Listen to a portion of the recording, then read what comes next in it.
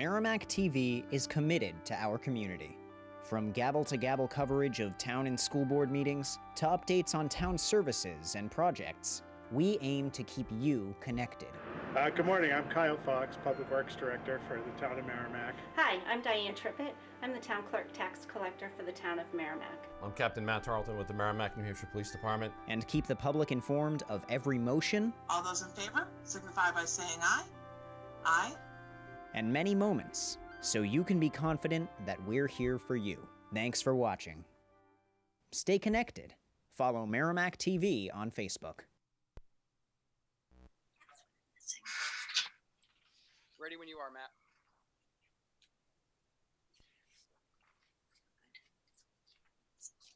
Welcome to the July 20th virtual meeting of the Merrimack Conservation Commission. We're going to start by introducing ourselves. Gina, would you like to begin?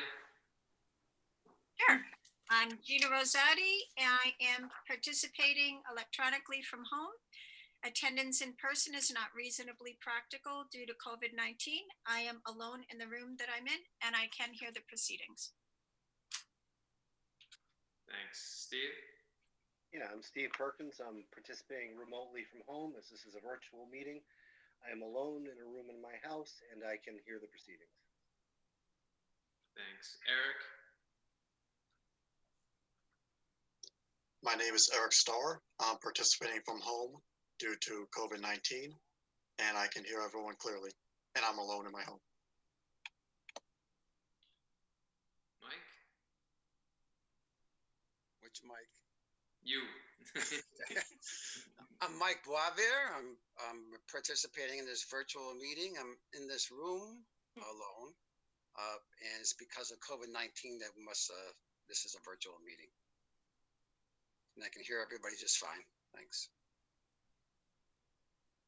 Mike Druin? I'm Mike Druin of 3 Druin Way. I'm alone in the room, and I can hear. Cindy?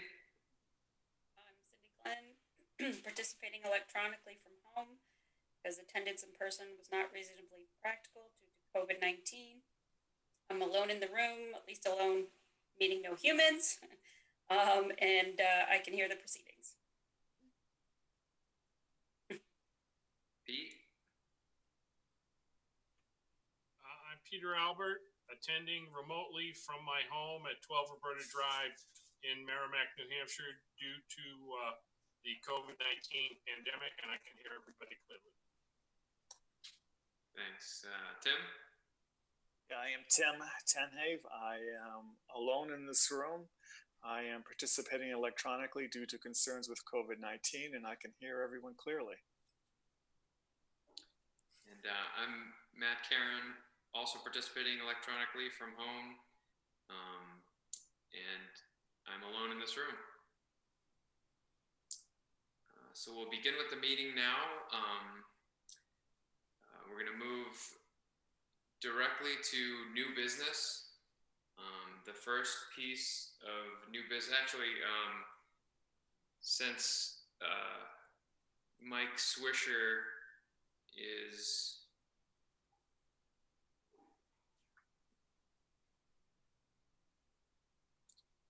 out, we need one Well, member. Gage isn't here. Yeah. I'm sorry, yeah, since Gage, a full-time member, is not present, Eric, would you mind sitting in for him? Sure, yeah. Okay. Yeah, so just as a note, Gage Perry and Michael Swisher are not in attendance, excused.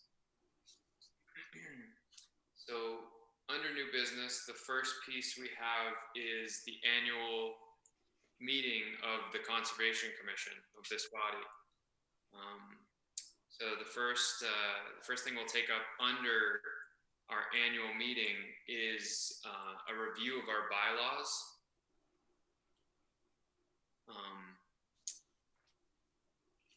I'm sure the bylaws were provided as an addendum to this meeting.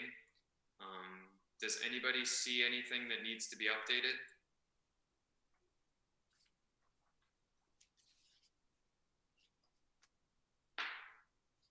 Oh, there was a suggestion. I'm looking for it now. I have it, Gina, if you want me to read it. Yes. Thank you. Community Development did make a suggestion. I think it's a good one. I would make this recommendation. That perhaps Article 3, Section C, regarding the minutes, it should be amended to simply state something along the lines of minutes of all public and non-public meetings shall be completed in accordance with New Hampshire RSA 91-A. And there's a detailed explanation of it, but as our charter is currently constructed, it hasn't kept pace with some of the changes. I guess there were changes to the way minutes should be kept that took effect on January 1st of 2020. So if we reworded it as such, that would kind of keep us in compliance as those rules evolve.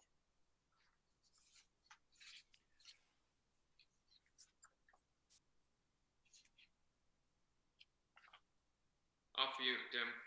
Yeah. So was that intended to completely replace that section C with that new wording?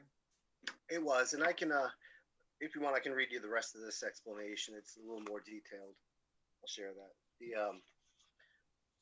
The way it's currently worded is the minutes of all public and non-public meetings shall be taken and shall include the names of the members present, absent, persons appearing before the commission, a summary of the items discussed, and the results of all votes taken. The commission shall review the minutes and approve them as soon as possible. As much as in the existing language it is correct, it does not specifically address some of the requirements of 91A, which may be even more important to be clearly stated, given there is now a commission secretary who's responsible for understanding the state's requirements around preparation of non-public minutes. Existing language does not specifically address a couple of things. For instance, one, minutes shall be promptly recorded and open to public inspection not more than 5 business days after the meeting. And it also doesn't specifically address, as currently written, that minutes and decisions reached in non-public sessions shall be publicly disclosed within 72 hours. Simply referencing the RSA could eliminate the need to make changes to the language when there are changes to state law, such as those that became effective January 1st, 2019.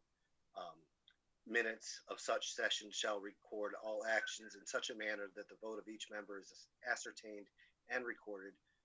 Prior to this change, it was not required that all votes taken in non-public session be held by roll call either.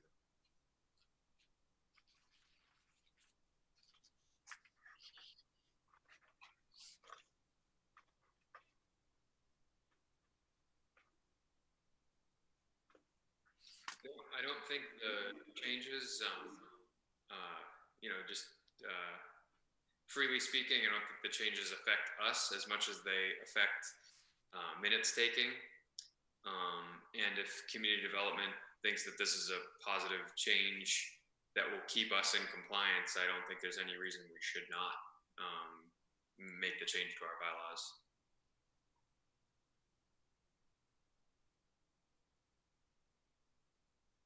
Do we need a motion for that? So moved. Do we have a second? Second. Great.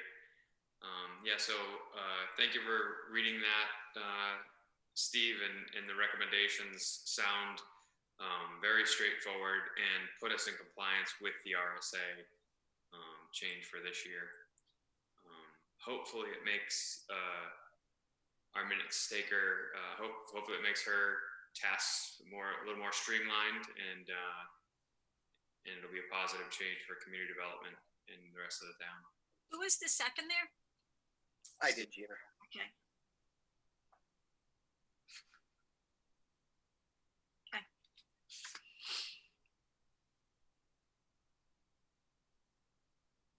Great. Any other things that people picked up on in the bylaws?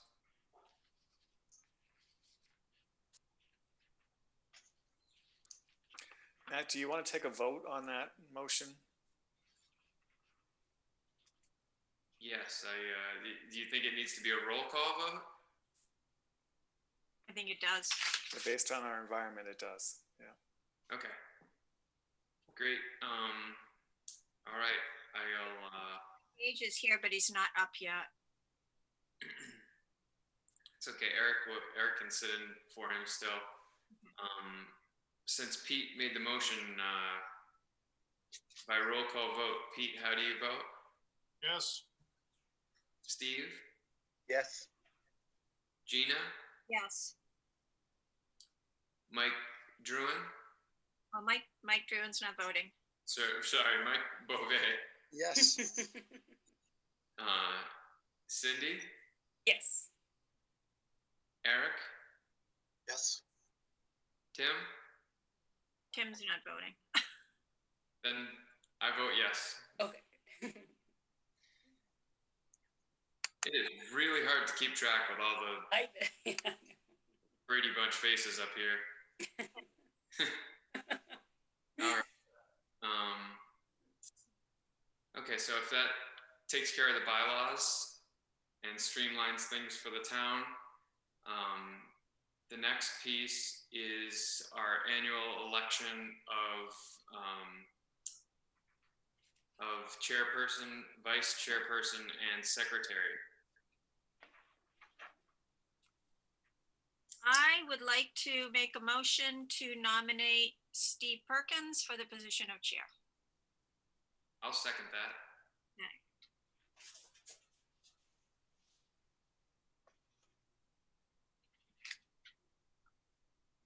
Do we have any discussion? I'm flattered by that, Gina. If that's the will of the commission, I'd be delighted to serve in that role. Hey, let's vote quick then. No. Before you change your mind. Yeah. Great. That's I think you'll be great, Steve. Just seeing the meetings that you chaired while I was out, you did better than I do. So I think you'll be a fantastic chair. That's not true, Matt. Don't say that. I'm not a chairperson. Great. Thank you for the motion, Gina. And I guess we'll go now by roll call vote. Or should we, we can decide all three members and then go by roll call vote on all three, if you don't mind amending your motion, Gina? I will amend, but my vice chair nomination has a caveat in it. Okay.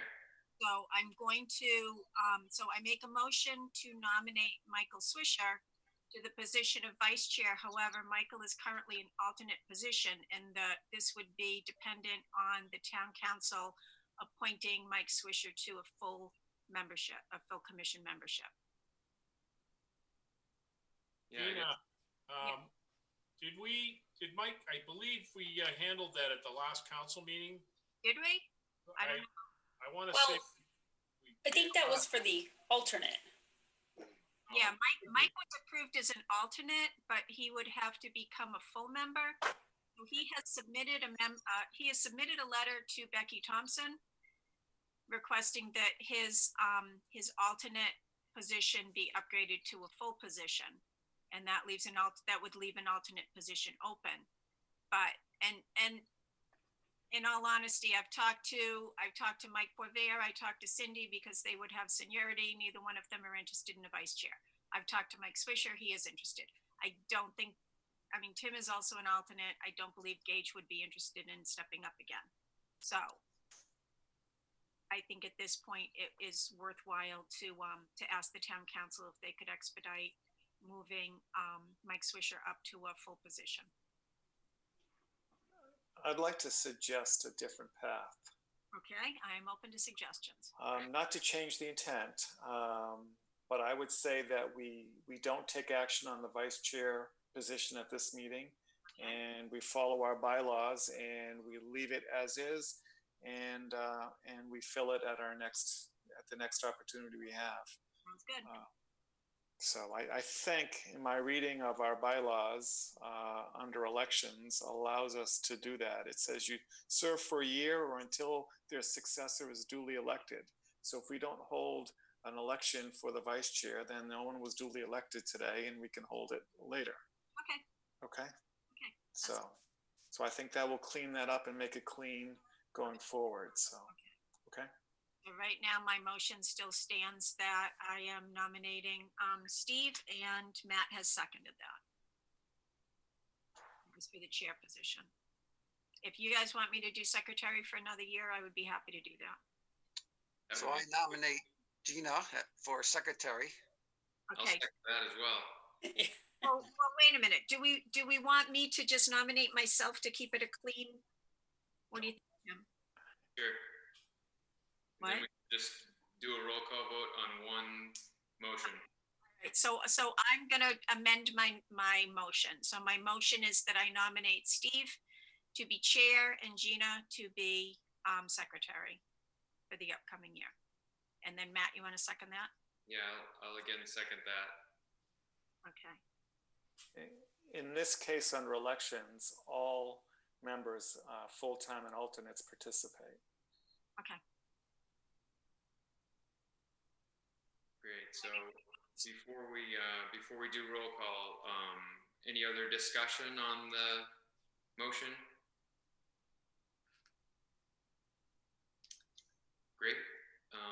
So by roll call vote,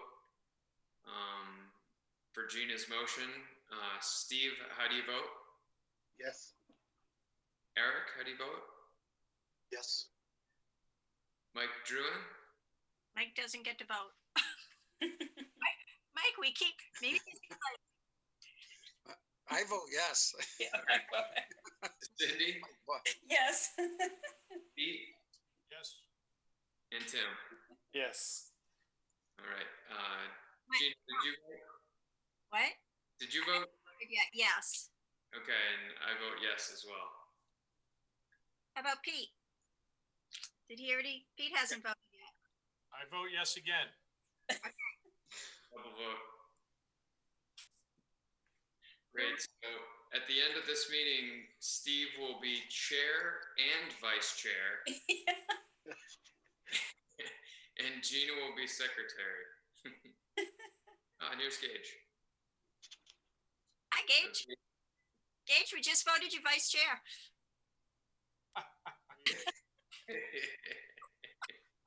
Sorry about that. I've been trying to connect for the last hour almost. Oh no.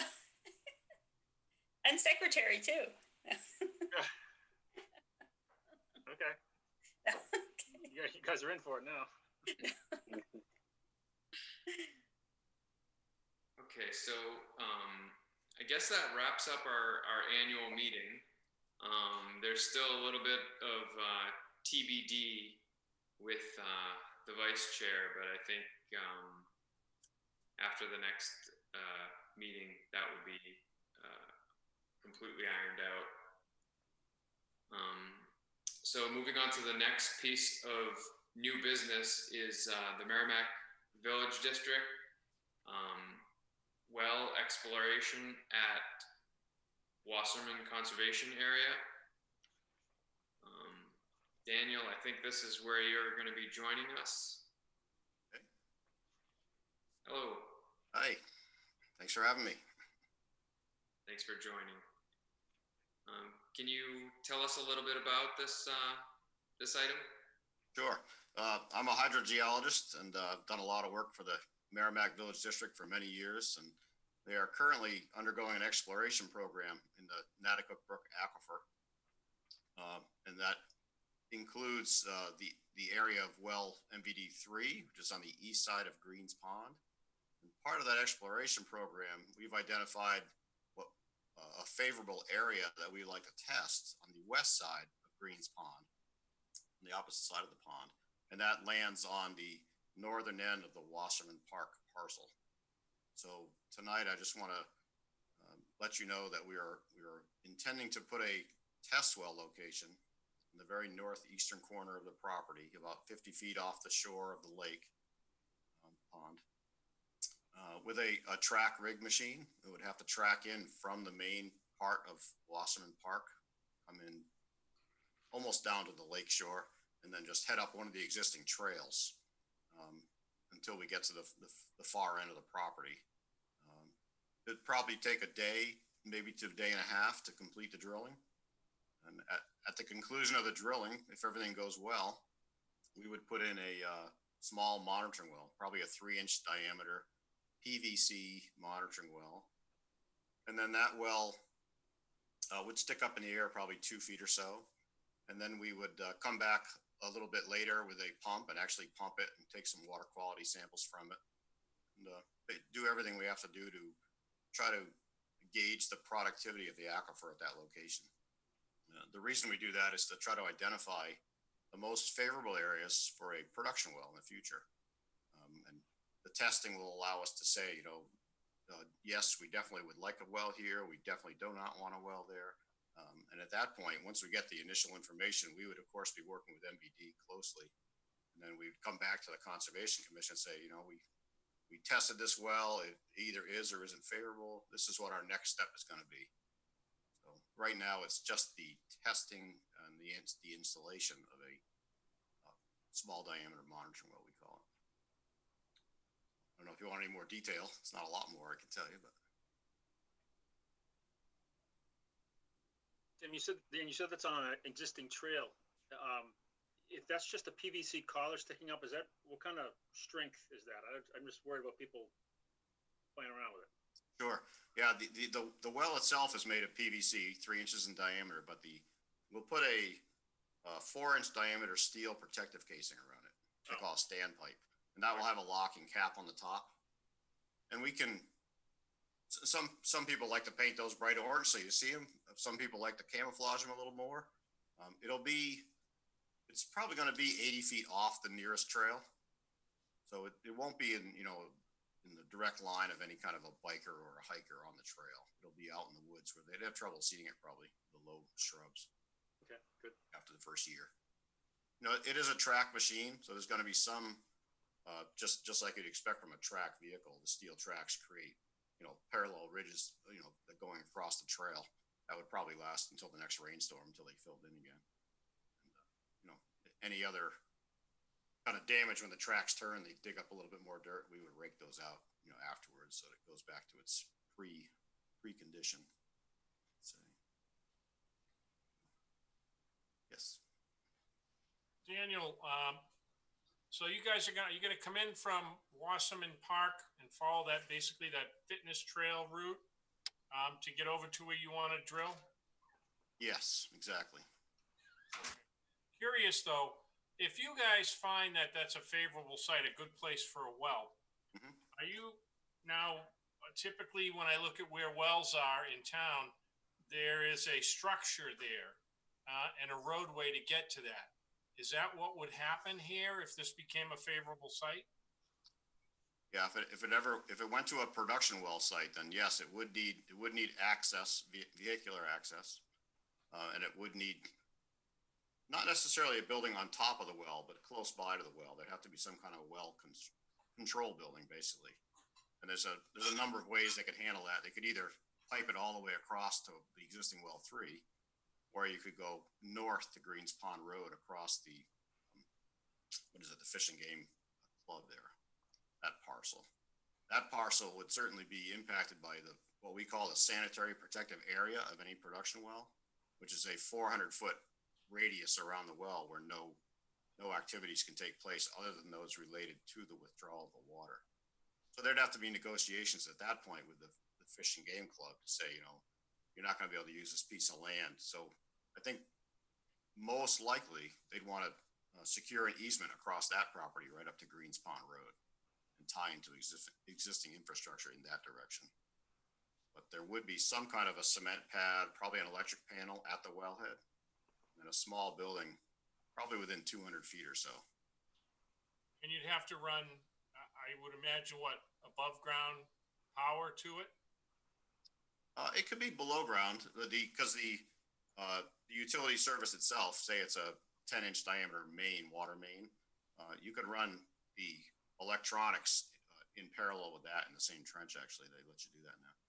So I don't believe any of it would have to be above ground. Some of them are above ground. It all depends on the what property you're crossing and how you want to leave it. In this case, I would assume they'd want to put it underground. They'd have to make a proposal, to you, I believe, exactly what their intentions are in terms of the design. And an engineering firm would design that at that point. But that's a long ways down the road. Right now, it's just a matter of getting on, doing the test. And if it's not deep enough or the materials aren't favorable enough, then that will end the discussion right there. And then the discussion will be, do we leave the well there permanently as a water quality monitoring point, which would be interesting to see, or do we, the results of that testing will kind of trigger the next phase, is what I'm saying. And that may or may not be at this location. We're drilling in at least 4 other locations. So thank you. You're welcome.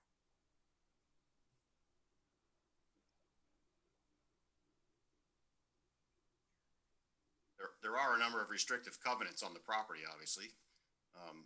But if you look under section 3L in the restrictive covenants, it does allow for the production of water from the site and takes into account, trying to keep things underground and things like that. So I think we can easily work within that and work with you folks if it ever got to that point where we could make something that everybody was happy with. How big did you say the building would be? Well, we don't need a building right on top of the well, but nearby there'd probably have to be a building that was something on the order of 15 by 15 feet. Is usually a typical well structure. That can vary a lot depending on how far you want to run the electronic controls and things like that. At the wellhead itself, there'd probably just be a steel casing sticking up out of the ground, probably 12 to 16 inches in diameter, with a large wellhead, and right next to it, an electric panel, so you could turn off the power, obviously, if you had to maintain it. The road would have to be accessible year round. Basically, you have to be able to get to the well in case it gets shut down. So if the road would have to be accessible year round, we'd have to keep that area plowed then, correct? Whatever the ultimate egress is into that property, yeah. If it goes off to the north, for instance, the road might be able to come from the north off Greens Pond Road, rather than a very long road all the way from Wasserman Park. That would be our recommendation, just because of the distance and the proximity of infrastructure. Thank you. But they do have to be able to get a truck to the wellhead in case the pump, fails or something like that. You have to be able to get there to fix it. That's a requirement and common sense, I guess. But it is a requirement also. Thank you.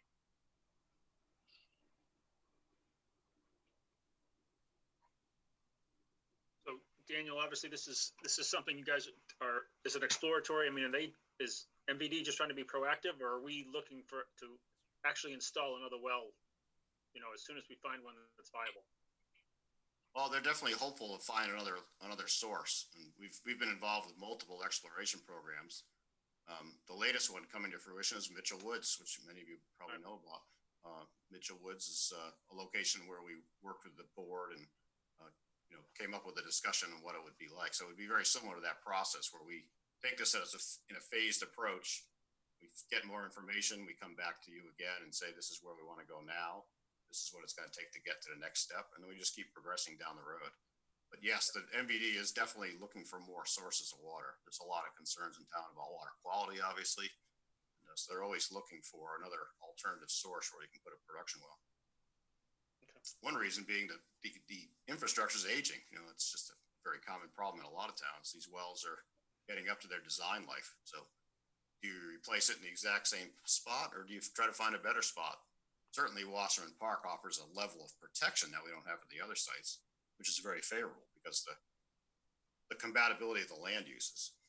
We know Wasserman Park's not going to be developed, so it's great to have surrounding the wellhead from our standpoint, from a wellhead protection standpoint. So it's those types of things. You're always searching for the supply for the next 20, 30 years. Now, you talked about restrictions on the Fish and Game Club property. Would you foresee restrictions also on the recreation in the area of the wellhead?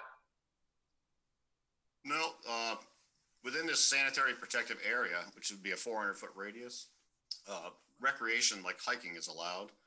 Motorized recreation is not allowed. Things like logging is an issue. That was an issue at Mitchell Woods. You know, they basically want to keep it in as close to its natural state as possible in that 400-foot radius. And that's why being in a park is a very favorable option for us. You basically don't, obviously don't want underground storage tanks and things like that. You want to be as far as possible from any potential sources of contamination and leaving it in its natural woodland state. That's kind of the highest level of protection, and that's what the state demands of the SPA. Anything within it has to be restricted to the withdrawal of the water itself. You know, the pipelines obviously have to go across it, things like that. But walking, hiking, snowshoeing, skiing, that's fine. But motorized recreation, they would discourage. You might be able to do it. You'd probably have to get a waiver to do it though, from the state. So Daniel, are you saying that the location at Wasserman, given if the results of the well are good, is to you a better location than Mitchell Woods? Oh, not necessarily than Mitchell Woods. It has the potential to be more productive than Mitchell Woods from a water standpoint, but Mitchell Woods is very well protected, and it's tested very well over the years. So we're excited to be able to put that online. It's not a very large aquifer, so for MVD, a lot of their wells are very, very productive, and Mitchell Woods is kind of a small, what we would call a peak shaving well. They can use it, get so many tens of million gallons out of the ground in a year, and then you have to stop because you don't want to mine the water out of the aquifer. So it's a fairly small aquifer, but a high quality aquifer. So that has a definite benefit to the system. This would be, if it was the production well we're looking for was on Wasserman Park, we're hoping it would be in the same scale as the MVD3 across Greens Pond, which is a very productive well, on the order of hundreds of gallons a minute we could pull out of the well sustain.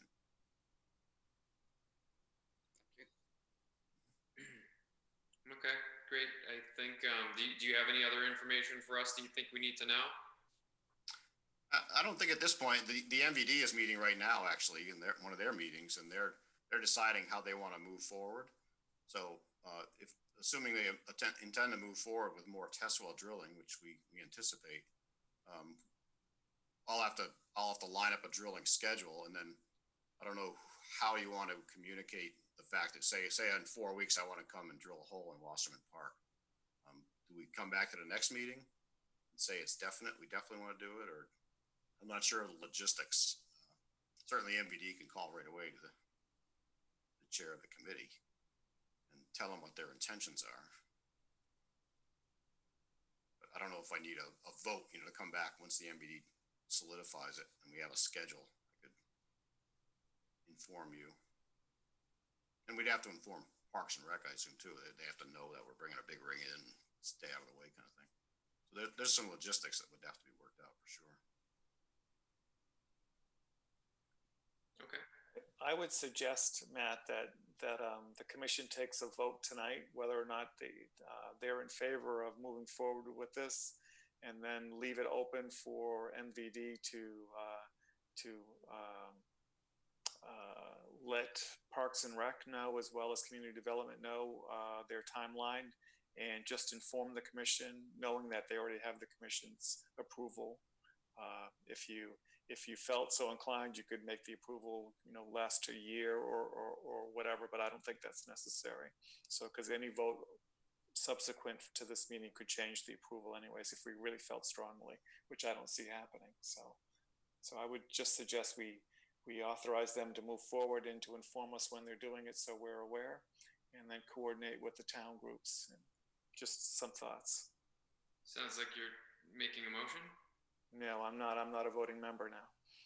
One other thing, though, and I agree with Tim what he's saying, but at some point I would definitely like to just include wording in to the effect that we know the direction and route they're going to take to get to this location, as well as that there'll be, and I know Daniel's explained it, but I want assurances that there'll be minimal alteration to the environment or the terrain, if you want to call it that.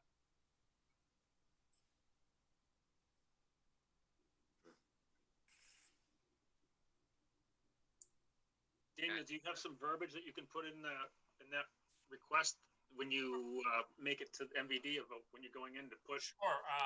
I would make a motion at this time that we allow the MVD to come onto the oh my God, the Wasserman Park conservation area to do for the purpose of a test drilling, but with prior notice detailing the route that they will take to go in, and that they will promise that there'll be minimal alteration or damage to the environmental area.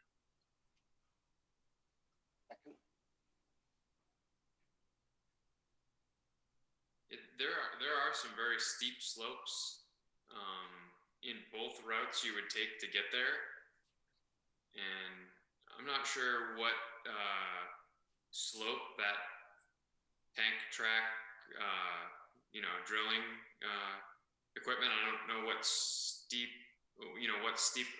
a slope they can traverse, but both ways down, they're pretty steep and rooty. Yeah, this one I understand it. They can go up and down. It's pretty steep stuff, but they don't. So what we do is, like we said, we basically follow the fitness trail all the way from the park down close to the lake, right down just before you get to the parking area at the very lower end. Pull off there and sneak between the buildings, and there's a trail that goes most of the way, and it's fairly flat most of the way out there. At the very end, we'd probably have to get off trail and go through the brush for, I'm guessing, 150 to 200 feet. And I kind of mapped that out myself just to make sure that, because we didn't want to bring the rig down any really big steep stuff, and we didn't want to ignore us like that. Route is very doable. I can show you the route ahead of time too, if that makes people feel better. Or that day when the rig is there, we can certainly coordinate people being there too. That's not hard. I think that would be best. Well, I got to tell you, I'd like to know ahead of time. So if there is some discrepancy, we're not looking at Daniel. They don't have all their equipment there, and we're not looking at him saying, "Hey, hold the presses." Hey, just shoot us out your diagram so we can take a look at it. And knowing the fitness trail area, I think you can clearly get one of those rigs through there. Yeah, they're only about 8.5 feet wide, so they can go down a pretty narrow trail. I prepared a figure that shows this route on an aerial photo base, and I assume you have not received that. It went to MVD late yesterday and was supposed to be passed on, or that Friday, I guess. Yeah, that looks like the one. Yeah. So that has the rough route on it, but I have a picture of the sign that they have at the park showing all the trails, so I might be able to superimpose that if that helps onto a figure of where we hope to go. But maybe it's just better to meet a couple people out there and walk out there. It's about a 12-minute walk as I measured it. It's a nice walk. There's also verbiage in the covenant and deed restrictions. I think we could pull out of there to say, minimal damage shall be done to the property. And I think we can pull it right out of that. If you want that kind of language, that's easy to find, I think, right in the deed. Well, the motion's on the table now, so I think we'll be all set with that.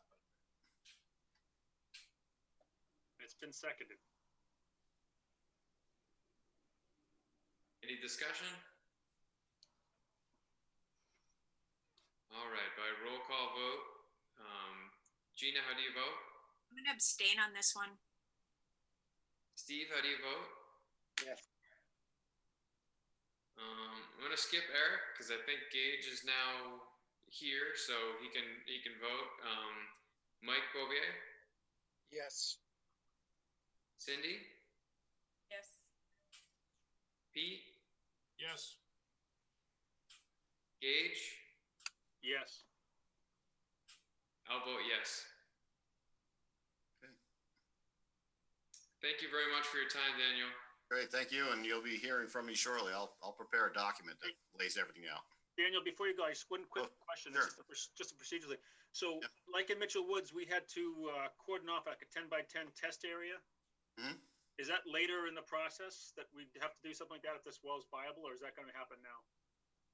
No, right now it'll just stay wide open, the property. Only when it gets to a production well is when we have to actually lay out the sanitary protective area and probably have some kind of, well, the neighboring parcel would have to get some kind of a change in the deed or a purchase. No, what I was asking, there's in Mitchell Woods, and then a corresponding section of woods in Greater Woods. There's a 10 by 10 test area that is hydraulically the similar hydraulics, similar plant life, similar things. So we have a boundary test area in both areas, so you can monitor them against each other. Is that something that would happen only if the well becomes viable, or is that going to happen now? Yes, yeah, that would be down the road, right? So yeah, sorry, you're talking about the wetland monitoring plots. Yeah, we do have 3 of those at Mitchell Woods right now, and there's 1 test location, 1 in Greater Woods and 2 at Mitchell Woods. That comes at the end of the approval process. So we would submit a plan to DES with a production well in place for a pumping test, and that would include a wetland survey of the edge of the pond in this case, and that we would have to monitor the hydraulics of the edge of that pond to see how it changes when the pumping happens, and have a certified wetland scientist actually inventory the vegetation and the flora and fauna, and then evaluate that for at least a year before the well went online. So we have a baseline. Yep. So that definitely comes later. All right, great. Thank you. Welcome. Well, if you have any questions, call MVD. They'll call me right away. I'll be happy to answer anything I can. Have a good night. Yeah, you too. Thank you. Thanks. All right, great. So that was our last piece of new business. We're now going to go into old business. The first piece of old business is a private group run at the Horse Hill Nature Preserve. We do have a caller, but I believe the caller is for the Wildcat Falls. That's Andrew. Okay. So we don't have Mike Christie. Do we want to table this? Yeah, if he can't answer the details, then I would prefer we tabled it personally. Okay, because I didn't see like a formal request document or anything like that. So I don't have anything to go off. So we'll table that until we have Mike. The next piece of old business is Mike Druin with Hike Merrimack.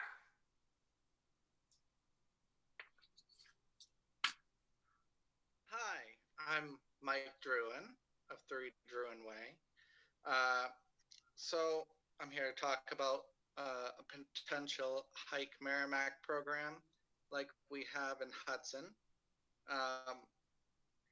Originally, it was formed in Hudson by conservation members, including myself, to make the population aware of what Hudson had to offer in regards to conservation properties. Not many people know what the Conservation Commission is, what we have, So we started this program, and it grew to a significant amount of people that showed up. Maybe 3-4 dozen people would show up each time, and we'd take them on a guided hike through the property, talk about the history and what the Conservation Commission is doing. Now, one of the benefits of this was come election time, when the Conservation Commission wanted something, like to turn something to a town forest, the voters knew what it was about. They knew what the Conservation Commission did. Now, that's not really a problem in Merrimack. So what's going to happen with the program is it's also going to add a education element, which will educate about the history of the property, the plant life, animal life, potential problems with pollution and litter, things like that.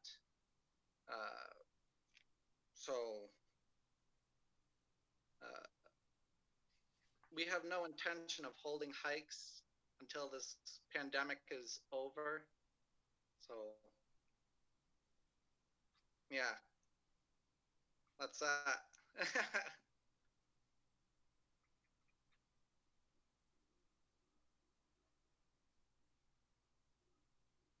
So are you saying you have a proposal, but you're going to kind of put it on hold until the pandemic calms down?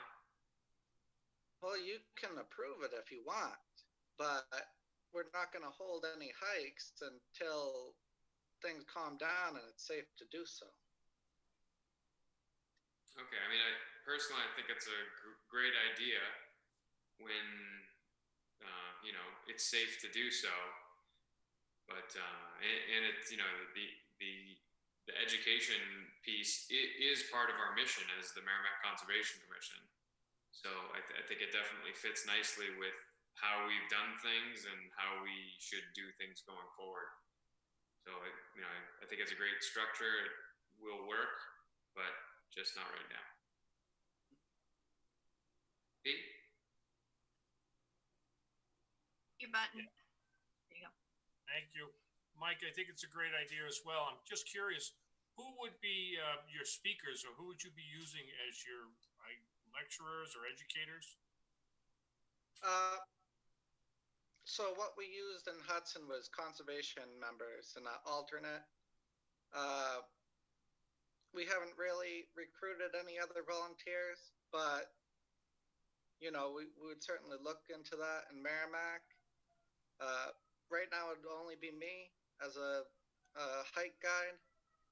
I'd certainly encourage a Conservation Commission member to, you know, come along with us. So, Mike, you're not.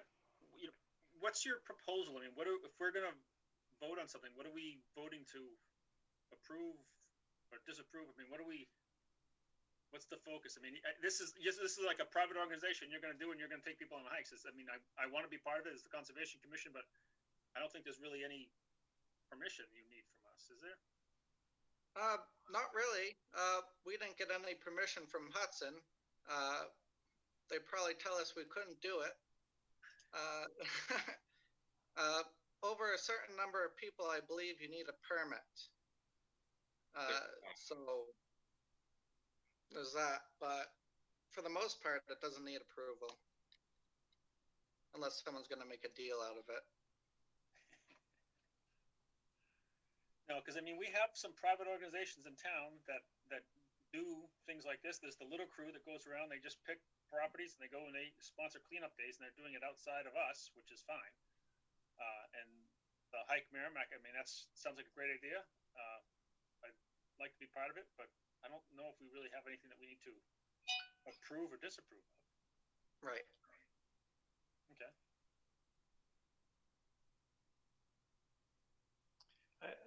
Matt, I'd suggest though that that even though approval is not required, that there be some coordination, because sometimes other events are happening where the parking lot may also be being utilized by someone else, depending on the situation in the property that's being chosen. So. Yeah, I assume you would make us aware of when you're going out, because you'd be inviting one of us.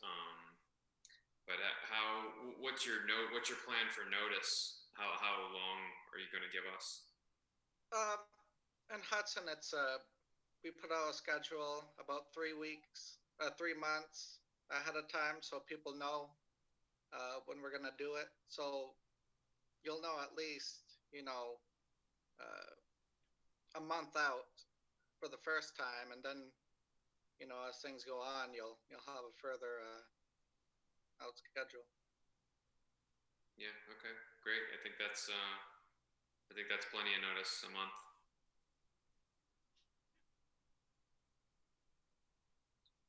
Any other discussion? I think it's a fabulous idea. I'm kind of excited for this, especially I like hiking in bigger groups. So I have a lot of friends that like to hike alone, and I don't know, I don't have bear repellent or stuff like that. So I like. You just hope you're faster than someone else. What? You just hope you're faster than somebody else. No, I'm the slowest one, Gage, and you know that. I would be the one that the bear would eat. With no boots on. No boots on, yes. We'll tell you that story sometime, Mike, about my poor sneaker at Sklar. So, Matt's laughing.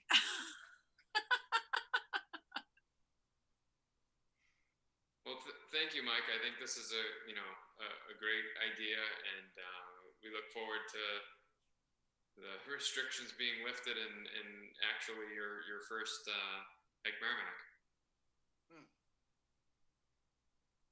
I'm just thinking of how would you plan to get the word out to people? Would it be something that you would want to put on the town website? Would you start like an Instagram or Facebook page? I don't know what other social media is, Twitter. How it's done in Hudson is a Facebook page. We use the event feature and we share it on the town groups. It seems to be pretty successful doing that. Okay. Okay, that sounds good. Great. Because we do have the Merrimack Outdoors website, so, and Cindy updates that regularly. So. Yeah, the calendar. I only update the calendar, but yes. Okay, so this is something that we should be discussing again as we get closer to some sort of resolution with COVID. Okay. Thank you for bringing it forward, Mike. Yeah, thank you. And you're going to stay for the Sklar discussion, right? Right. Okay. I just got a picture texted to me about Sklar. Someone was down picking up some trash, so I will show you guys that when it's time. Well, I think it's time because that's next on the agenda. Mike, Mike Bouvier, do you want to kick this off? Sure. I haven't been down there lately. Does anyone know if there's a continued trash dumping problem beyond the last time we were notified? Yes. Yeah. I need to mention that. I'll show you the picture. Yeah, you have. Can you see it? That's the truckload of stuff that Karen Levante's son just picked up. Wow. So obviously, I think an issue there is going to be how do we stop that? I mean, we've had a huge cleanup 2 years ago and a large cleanup last year. And people are still dumping there. I mean, somehow we need to get some kind of enforcement, to stop the dumping and to keep the four-wheelers out of that area. Until we can get some of that, it's going to be pretty frustrating to try to develop that property more for trails or, a bench and the town has some interest in do they still have an interest in making that an access for a boatway for that boat ramp? It already is. Yeah, it is a boat ramp, but there was some interest earlier about improving that instead of down by the treatment plant. The boat ramp down by the waste treatment plant is no longer an option, is what I was told. Right. To me, I still think Sklar Park, with some improvements, the boat ramp down there could be obviously improved, and the roadway in, along with creating some barriers so that people can't get up into the woods with four-wheel drives and so forth. But this further discussion, I brought it up with members of the town staff. So, I don't know how this commission feels about having a boat ramp down there that would be very active, I would imagine, if it were improved upon. The boat ramp is on town property. and it seems conducive for that use. I wouldn't have a problem with that. I think if it means more of a police presence down there, then, you know, we would be in favor of it. Matt, and I know you're the outgoing chairman, and I guess I could direct this to Steve, but Steve, I think that maybe something from the commission to the chief, CC to the council and the town manager regarding this problem would not hurt.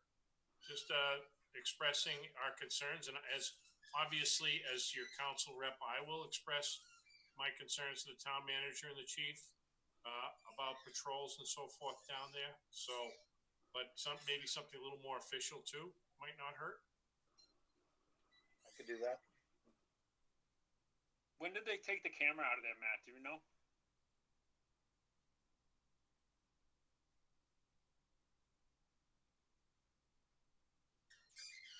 My inquiry about the results of the camera was never replied to.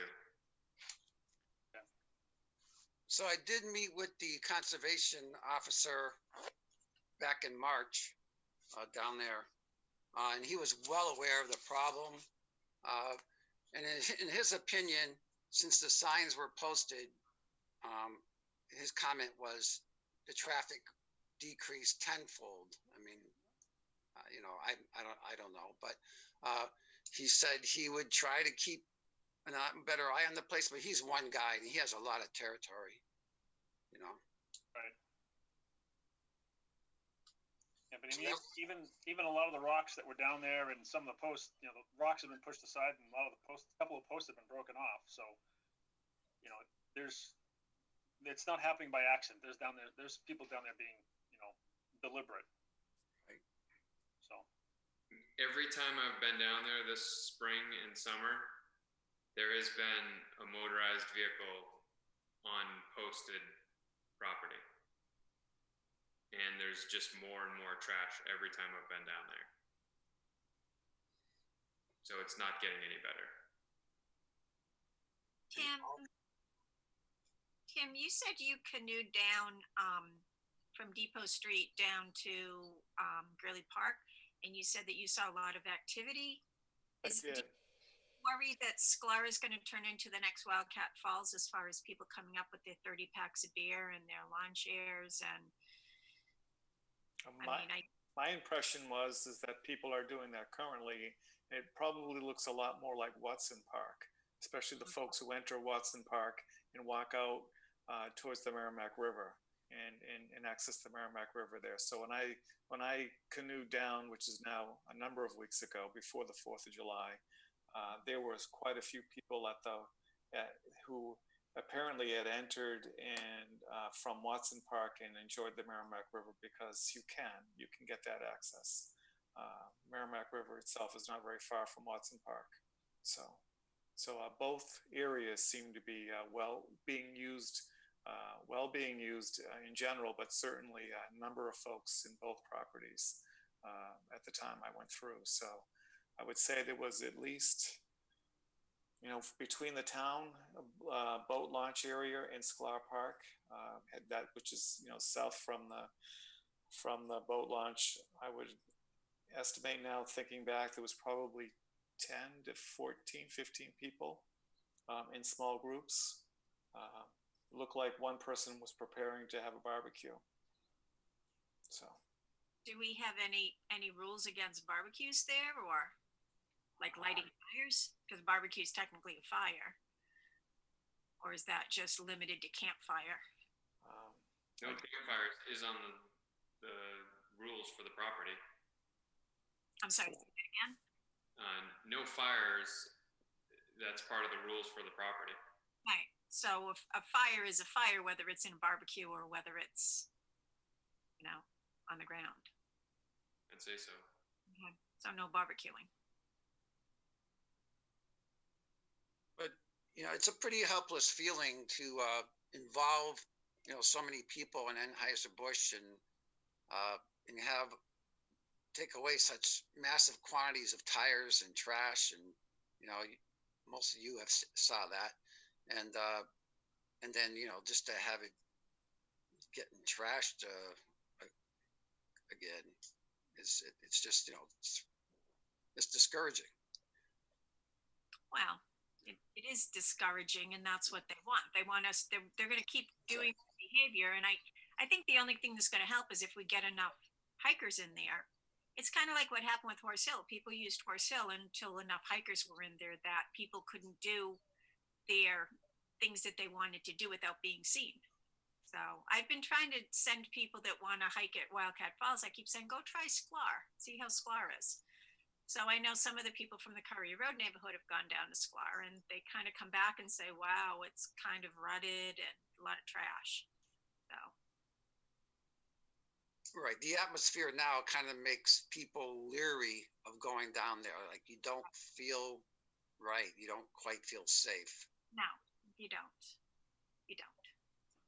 So we need to change that. And I think that once we get a subcommittee formed and we get people, maybe get some maps made and get people down there, that it will turn around. We have the nice kiosk that our Eagle Scout built for us. So I believe, so Mike, you're interested in being on a subcommittee, right? Is that correct? Correct. All right. Anita has expressed some interest. Anita has. Yes, and then our friend, the contractor, what's his first name? I forgot. Mark. Yeah, Mark Dodarski has been really helpful, and he may have some interest. So that would be maybe 4 people. And there's 2 additional people that live on Horseshoe that go over there quite a bit that are interested. I sent you their email. Yeah, right. I reached out to them a few times, nothing back. Okay, I can reach out and let them know, really they're just waiting for actually something to happen, not ideas, but something to actually happen. Yeah, I mean, I got nothing back from them. That would be 6 people. What are we limited to again? 5? Or can we have 6 on a subcom? You can have 7, right? You can have as many as you want to make on the bylaws. Yeah. Yeah, you just pretty much have to put a proposal together like we did for Wasserman, and we did for Fields Farm, and we've done for the existing ones. So we've got plenty of examples. It's just a matter of putting it out there and asking for volunteers and making appointments. I know maybe 4, and those 2, if you can send that to me again, Matt, before, it's going to be hard to get a hold of you. And I'll reach out to them again, but I've heard nothing from them. But, and then maybe we can get something started if we can get 5 people, 4 up. Because 4, can you have 4? Yeah. Yeah, we have 4 in Wildcat. Have open positions. I think maybe for the next meeting, if we could maybe set up a rough charge. It sounds like we have enough people to fill out a roster. If you make it 4 people, you've got 4 very interested parties, and hopefully 6. And then you could get a meeting going, and then it happens very quickly, as we've seen. Let me reach out to them and confirm that they're interested. Okay. Dodarski and Anita, and the 2 people that you know of, Matt. And Mike Druin, you're interested. I'd say you do both in parallel. Schedule an agenda item for the next meeting where we approve a charge, and then you get the members going. All right. Do we have can someone send me a sample charter or something like that? I'll see if I can find one. I'm sure I can find one somewhere. I've got them all if you can't. Okay. Do you want me to make some adjustments to it and send it from there, or? Sure. Okay. Thank you, Gina. You're welcome. Welcome. Pretty sure the answer is no, but is there any way we could block off Sklar to vehicles? I mean, probably no, right, because of the boat launch. And I know the flyers probably have to be able to get down there, but, oh, Mike Druin, he's got his hand up. You could drop a couple trees along the way so they can't pass. Well, I was thinking temporarily, but the boat launch is down there, though. We're not going to be able to block the boat launch. Yeah, and they've hauled out big rocks, Mike. Yeah. The trees would just be maybe a few days. They'd be entertainment value for them to drive over. Yeah. That's why I was just wondering if they could temporarily close, like under the bridge, just temporarily. But it's the town's call, because the whole thing, the road in, it's all the town. Oh, okay. We cannot make this decision. Right. So the town, since the town owns all that land, they could block that off. They could. As a last resort, maybe. Yeah. Okay. Matt, here's the thing. I mean, as you guys are aware, obviously our parks are getting heavily used. Conservation land's getting heavily used. We are certainly well aware, the council, I'm speaking for the council now, well aware of the Wildcat Falls Conservation Area, Wasserman Park area, and Watts. It hasn't come up on the town that I'm aware of or the council's radar screen for Sklar Park. So I don't know whether people just aren't saying anything. There's been no concerns expressed. Maybe, so if this is an issue, I will certainly express some concerns, and those folks that are reaching out to you need to also reach out to the town to express their concerns with this polluting.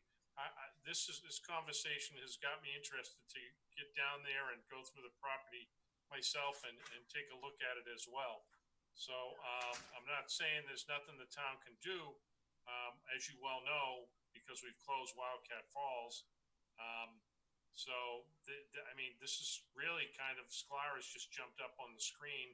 And I know, Mike, that it's been over the year or two, we know there's sort of ongoing issues there. But I will definitely bring it up to the council as well as the town manager. And maybe we can get some people from the town to go in there and take a look at the property as well to see what kind of issues we have going on.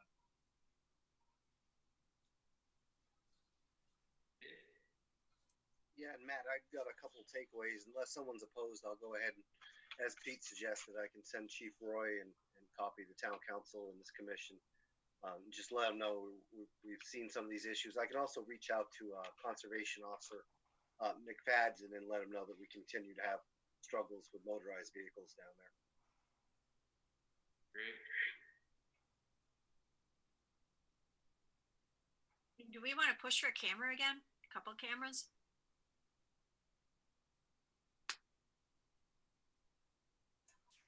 I don't know the results of the last time that the camera was there for a couple weeks. It was right after the scout put in the kiosk. What happened? Did it disappear? No. So myself and Mike, I'm sorry, Mark Trudowski. Yeah. We're down there, and we actually made a report to the police that there were Jeeps in there moving stuff around. They left before the police got there. We waited around for the officer to come and meet with us. And then we, told him our concerns, told him about the camera that was there. And he said he would take it to, his superior, and we'd hear back with the results of, what they found. Since they had a camera and we had, we were there when they drove out, so that, there would potentially be a picture of us standing there and the Jeeps with the license plate driving past us. but there was never any follow-up. Okay. So they have the camera now? It's the police department's camera? Police department's camera, yeah. Yeah, if you recall, when we were buying our cameras, we reached out to the police to ask them which ones that they had, and if they could send us some photos from the cameras so that we could see what kind of quality that they put out, and we didn't get a reply. You guys were all CC'd on that. Okay. Didn't reply to that email either. All right. Well, maybe we want to, bring up, maybe Fish and Game can recommend some cameras to us, and we can, buy some cameras. We already got cameras. We have what, 3 of them? 2 of them? Yeah, but they're in use right now, though. Yeah. 2 of them are in my shed, right? Yep. Okay. You got the 3rd one somewhere? Is there a 3rd one, or is it only 2? I believe there was a 3rd one, and it is gone. Oh, that's the one that got stolen. Yeah, from Sklar. I know the Fish and Game officer, he was interested in seeing proof, whether it's from the cameras or. Proof of what? Proof of infractions, people being where they're not supposed to, trashing the place. So he'd have something to go by. Because he can walk out there and stand in ruts there knee deep. I mean, it's kind of obvious. No, I mean, so you can go after those people. Yeah. Okay. Well, Well,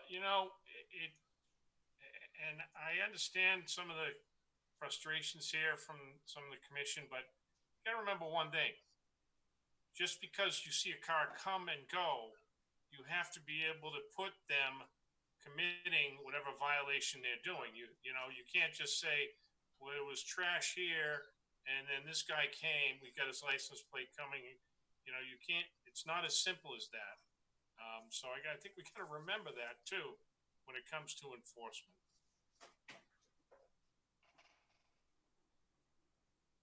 Yeah, the particular part that I was speaking, if you're referring to what I was saying, Pete, the particular Jeep that was in there, so he was shooting, and that's why Mark called the police. I happened to be riding my bike through. I heard the shooting and the ATVs in dirt. There were actually dirt bikes that I was following down the railroad tracks that went in there. When I got there, he was talking about shooting in the Jeeps. When the Jeep came out, it was completely covered in mud. All you could see was where the windshield wipers were, and the road in was completely dry. So he was clearly somewhere that was posted, because we had just put the rocks in and the signs up. And he was clearly on the other side of the rocks in the stream. I mean, there was like mud trail behind the Jeep. So he had been doing something wrong, and he was on camera. And we reported it. So I don't know how much more we could do. It was like, I mean, I'm not a police officer, but that seems open and shut. But I could be wrong. You know what, Matt? I will tell you, nothing's open and shut. But I'm not downplaying your concerns. And I think that I think that when we have incidents like that, we need to press for follow-up and find out what happened, and keep pushing it.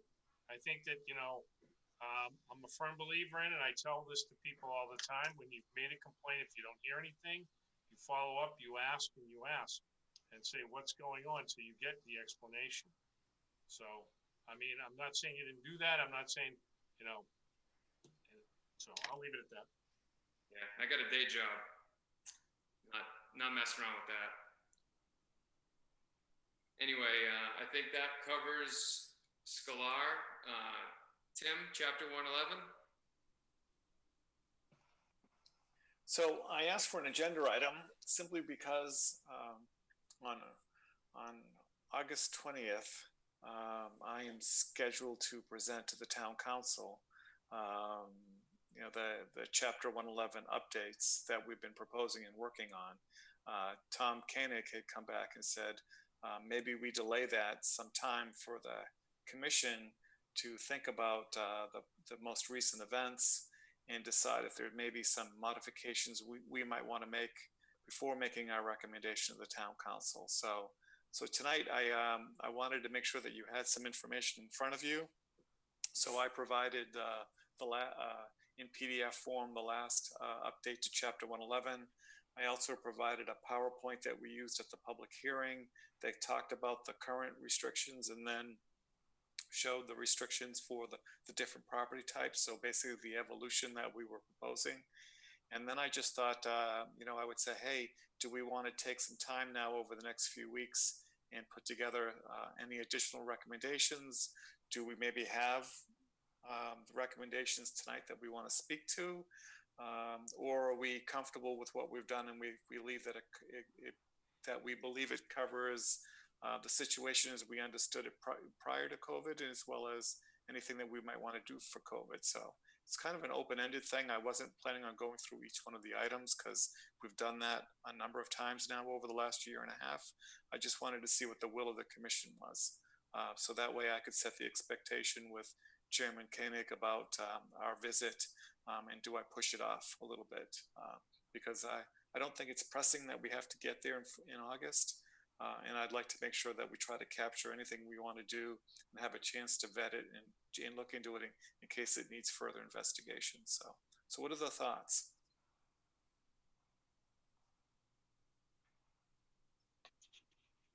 I'm not sure I really have any ideas what we'd change on the restrictions due to the pandemic.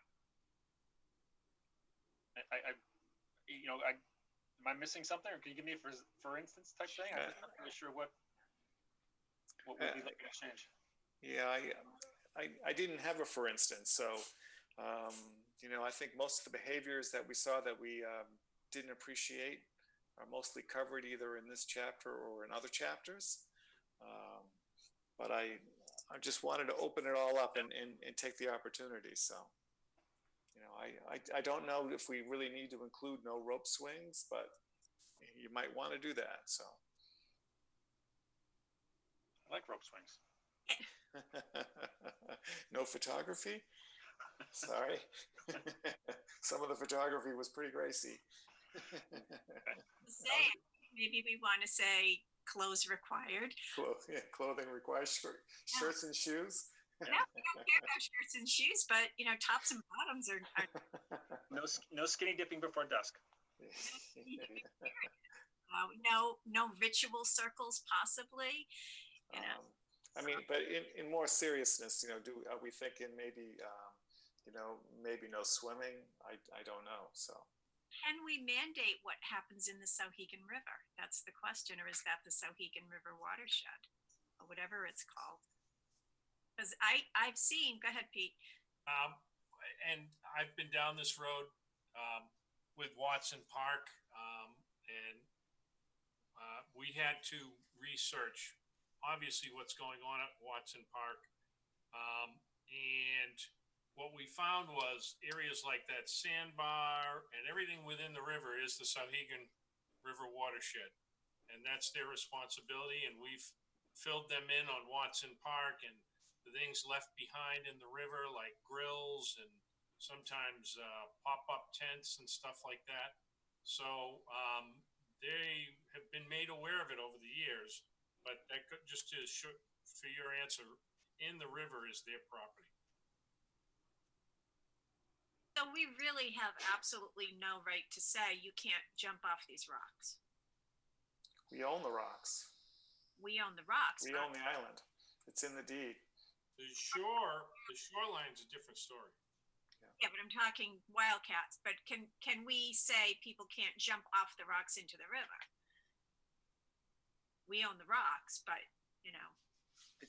Isn't that isn't that somewhere? No, is there there's no signage with no jumping off the? It says swim at your own risk. Yeah, I mean, I don't think there's a formal sign there other than swim at your own risk, but I guess a sign could go up saying no jumping off the rocks. That doesn't mean they're not going to jump off the rocks. That's been going on for a long time. Right. So. Well, that's a suggestion. I can ask to see if the town wants to post something in there with that. Well, and as you explained to me that I didn't realize before was, and it must have been when they were building the houses along, what is it, Woods Drive? They must have taken the tree roots and some of the branches and just thrown them into the water, because you told me that on the bottom, there's all sorts of tree roots and branches, and, you know, it's pretty easy to get your ankle locked in there and not be able to submerge. So I don't think people realize what's at the bottom of that.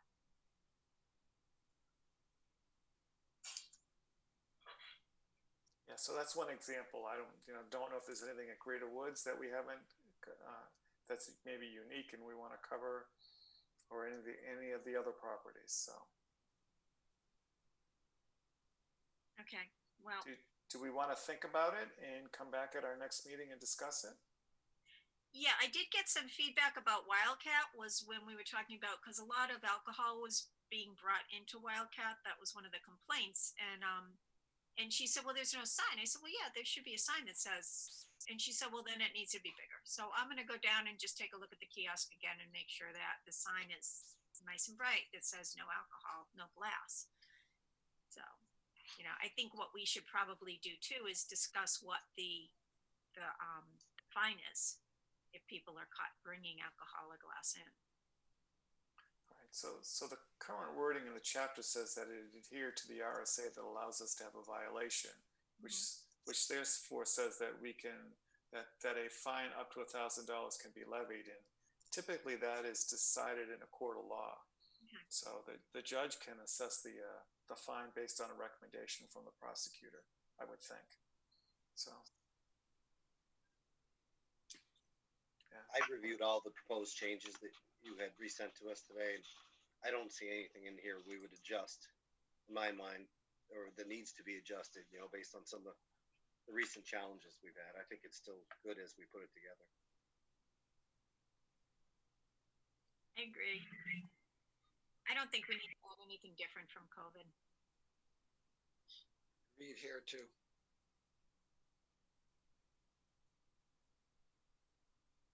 I'm good.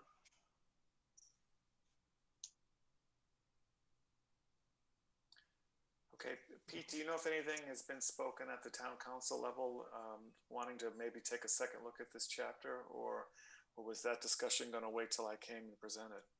I can tell you, Tim, that we are waiting for you, and that, I mean, obviously Wildcat Falls is the hot button topic right now for us.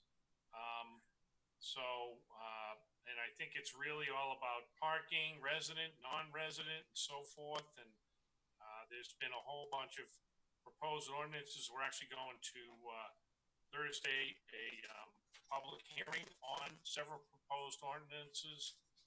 So we're waiting to hear from people on that. But as far as the overall rules or ordinances, I think the council hasn't really mentioned anything else at this time. Okay. All right, so then I gather the consensus is we're good as is, which is a fine answer. I just wanted to know. I think so. Okay. Great. So by consensus, no changes to Chapter 111, and you can maybe get on the agenda for August and let us know. Okay. Thanks, Tim. This is a long time coming. All right, the next piece of old business we have is Wildcat Falls Conservation Area. And we have Andrew on the telephone.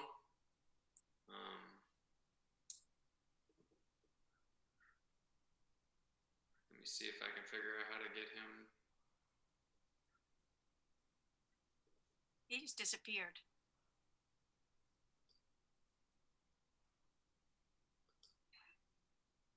Yeah, he's gone. All right. Let me see if I can get him to call back.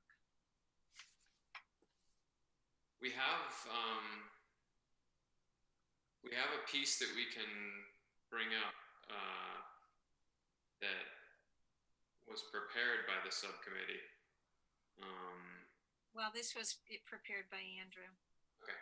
Yeah, I was just going to say, I don't think the subcommittees met in order to do their own document. So Now I know that they had individuals, so that it wasn't a meeting. They had some talks, you know, small group talks that were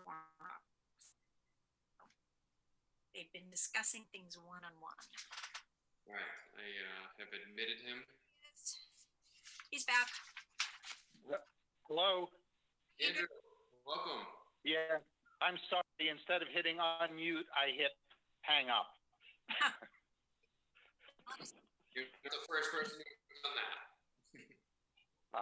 But I'm supposed to be a professional at these meetings. I've been holding them every day for 15 years.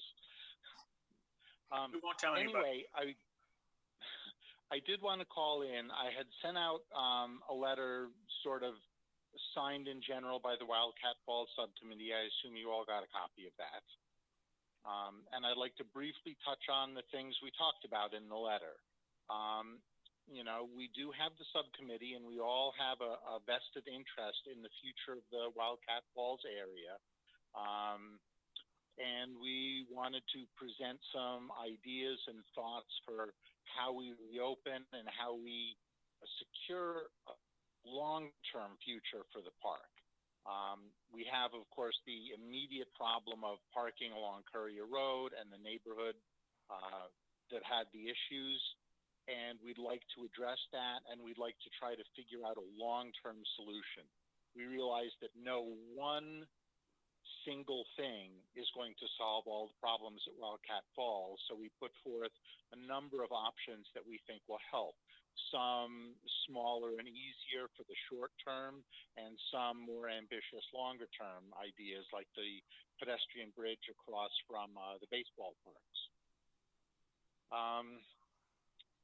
We'd also like to express the personal interest in remaining involved in the decisions going on in Wildcat Falls. We were a little bit blindsided by the closure of the park, and then found out about the large cleanup crew that was organized by, I believe, someone on the town council, which we did not even know about, and I actually found out about by a friend reading the Merrimack Facebook page. Andrew, real quick, just that's Yeah. It's Merrimack Litter Crew, and they went to town council to ask if they could go onto the property. It was not put together by the town council. Okay, fair enough. Nonetheless, we would have absolutely been glad to volunteer to help. It would have been nice to know that it was going on and at least had the offer. But regardless, we'd like to discuss some alternatives for solutions to reopening the park eventually, hopefully sooner than later, and for what we can do for the long-term solution to the park, since it's clear that simply putting up some no parking signs is not really going to help.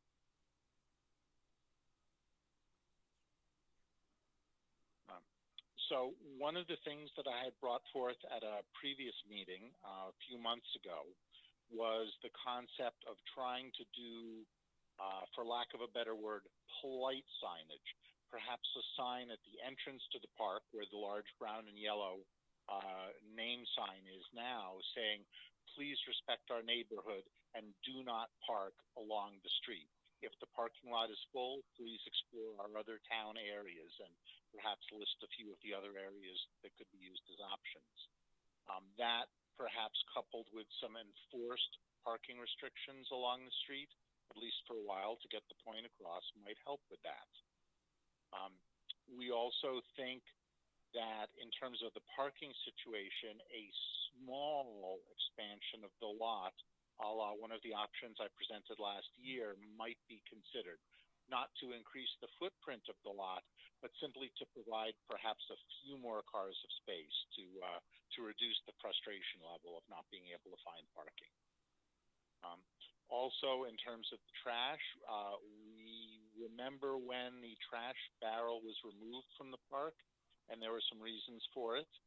But we think that perhaps returning that, again, along with some polite cooperative signage about carry in, carry out, please deposit things here, might help with the trash situation at the park, and especially with the dog waste bag situation at the park, which we often see dog waste bags.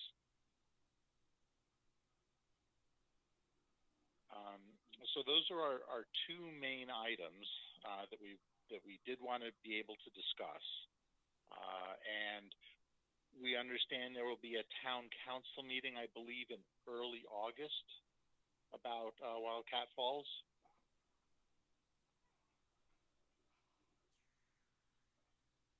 Yeah, that's going to be regarding the parking issues and everything else. We are in the second step of an ordinance process now regarding several approaches to parking, as well as emergency parking ordinances to address it, and the actual fines and actions taken. So that's what's on the agenda for this Thursday. Also, I sent this commission an email that I forwarded from the town manager to all of you on the legal opinions regarding residents only for the park and residents only for the parking. It's not quite as simple as you would think, because some of this land has come from the state, and there are some covenants, if you want to call it, or so forth with that. Gina, if you want to share that with the Wildcat Falls Conservation Subcommission, I certainly have subcommittee. I have no problem with that. So they're kind of get them up to speed. So that's what's going on right now, or this Thursday. Right. And we're aware of some of these restrictions, that the way certain ordinances and the deed to the land was originally written and so forth presents some challenges in implementing some of these, which is why we'd like to look at some of the, like I said, more out of the box solutions. One thing that was brought up is that apparently Wasserman Park, the parking can be made residents only, or part of the parking is. And we were wondering if that's because it's owned by Parks and Recreation rather than the Conservation Commission, if there's any legal differences in that, which might be explored. We're open to any number of solutions. We've all on the subcommittee had significant experience with the park, with the crowds at the park, with the people who use the park, and we've had plenty of time to look at some of the ideas that might help the park out.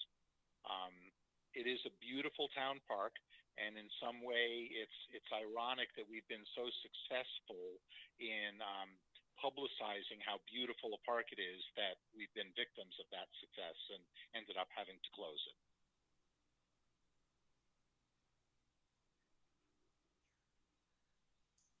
So Pete, you brought up, sorry to interrupt, Andrew. You brought up the email and legal opinion, but Andrew touches on something I wanted to raise if we got to this point in the discussion, and that is the deed for Wasserman Park and Wasserman Conservation Area, in the manner in which we received it is very similar, in fact, even potentially more restrictive than the Wildcat Falls deed. Yet in Wasserman Park, we are doing parking restrictions and access restrictions. And now with a less restrictive deed, we're not able to do that. So I found that to be different. So, Tim, yeah. Just to address that, one thing I read in that was much like we do at Wasserman, we can set aside X amount of spaces for Merrimack residents only. We just can't set the whole parking lot up for not, Merrimack residents only. So Okay. we could say, 50-50 and post signage Merrimack residents only in these spaces. So that it sort of is like Wasserman Park in many ways, because we have a parking lot, although it's up on the hill farther away from the beach. Those are non-residents, and we have a smaller lot for the residents. Okay. All right. Thank you for clarifying. That is a good point. And of course, trying to do that requires some kind of enforcement. And in a small lot like Wildcat Falls, we wouldn't really be able to subdivide, and there would be no reasonable way to do any kind of enforcement except very occasional spot checks by a passing police officer, I guess.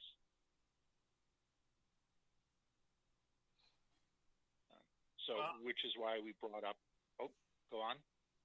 No, I'm sorry. I don't want to monopolize the time here, but about 2 weeks ago in a meeting, I was kind of vociferous about the fact that we need to get on top of enforcement, and with the deputy chief.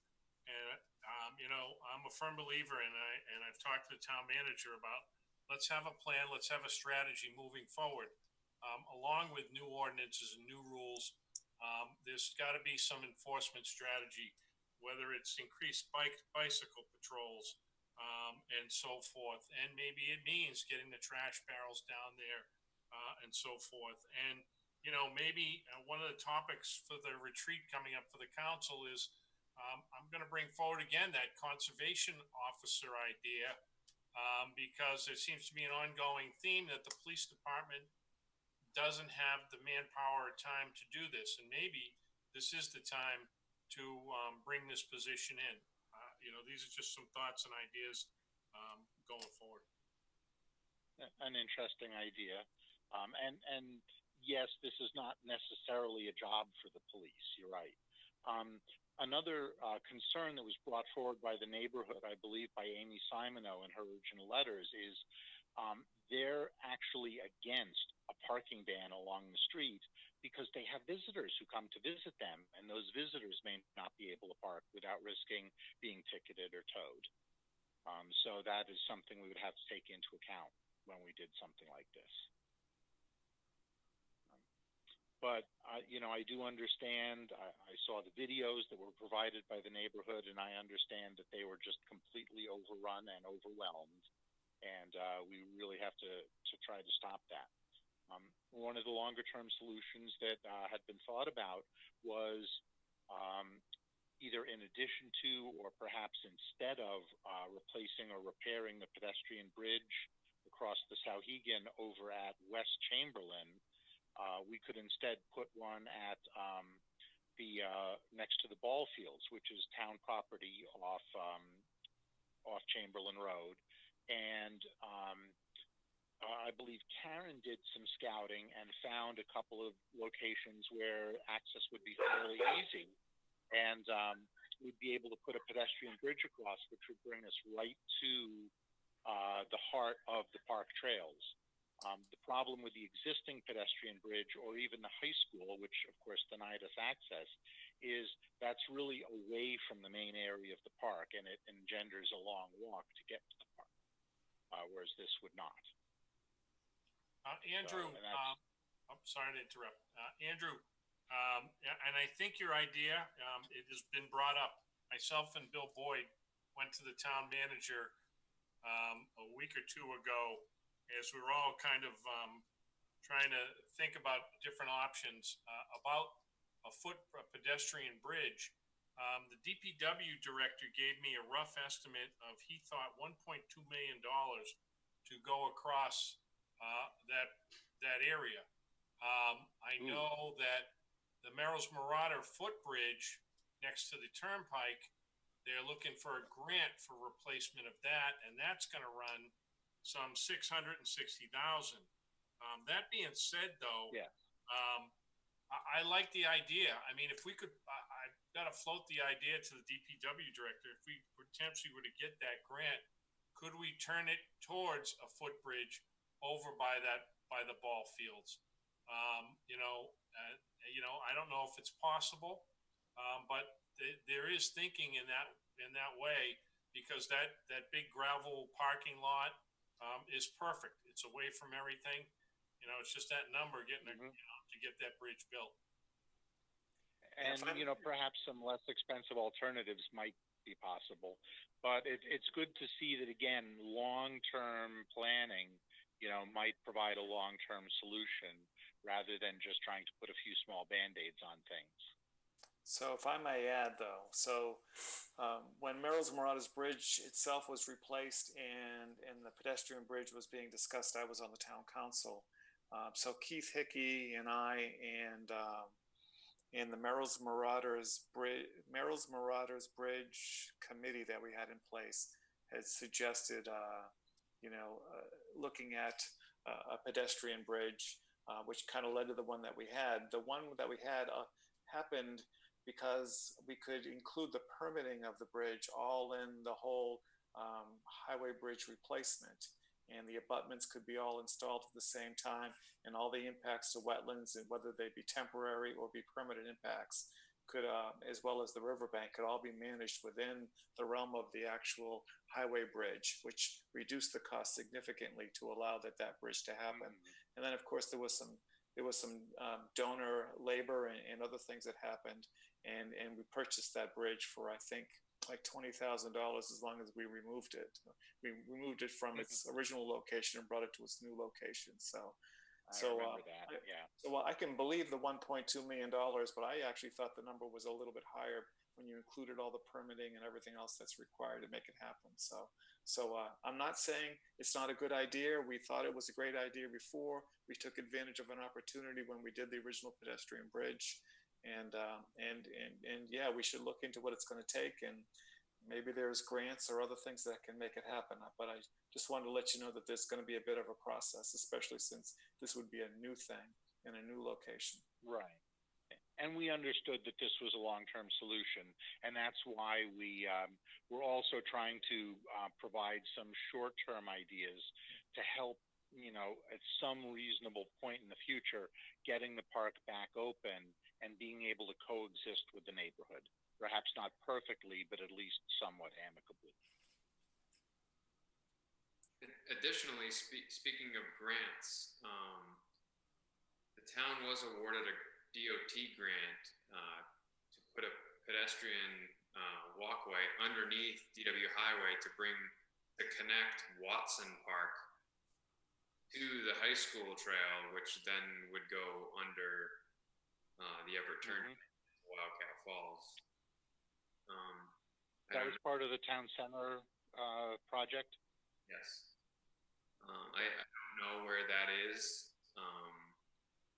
I believe it was last delayed because the ADA compliance of the initial plan did not meet a certain threshold, so they had to redesign the plan, which increased the cost significantly. And the town was trying to figure out what they were going to do at that point. Actually, Matt, at a few meetings ago, we were updated by Kyle, who told us that the project is moving forward, and they're hoping to have funding and initiate, I think, next buildable year. So if things go well, so the caution with that is that Watson Park has limited parking and really doesn't meet the needs of the current use of the park. Never mind having people use that to access Wildcat Falls. So that's the dilemma we have, which kind of drove us to look at the high school as an option.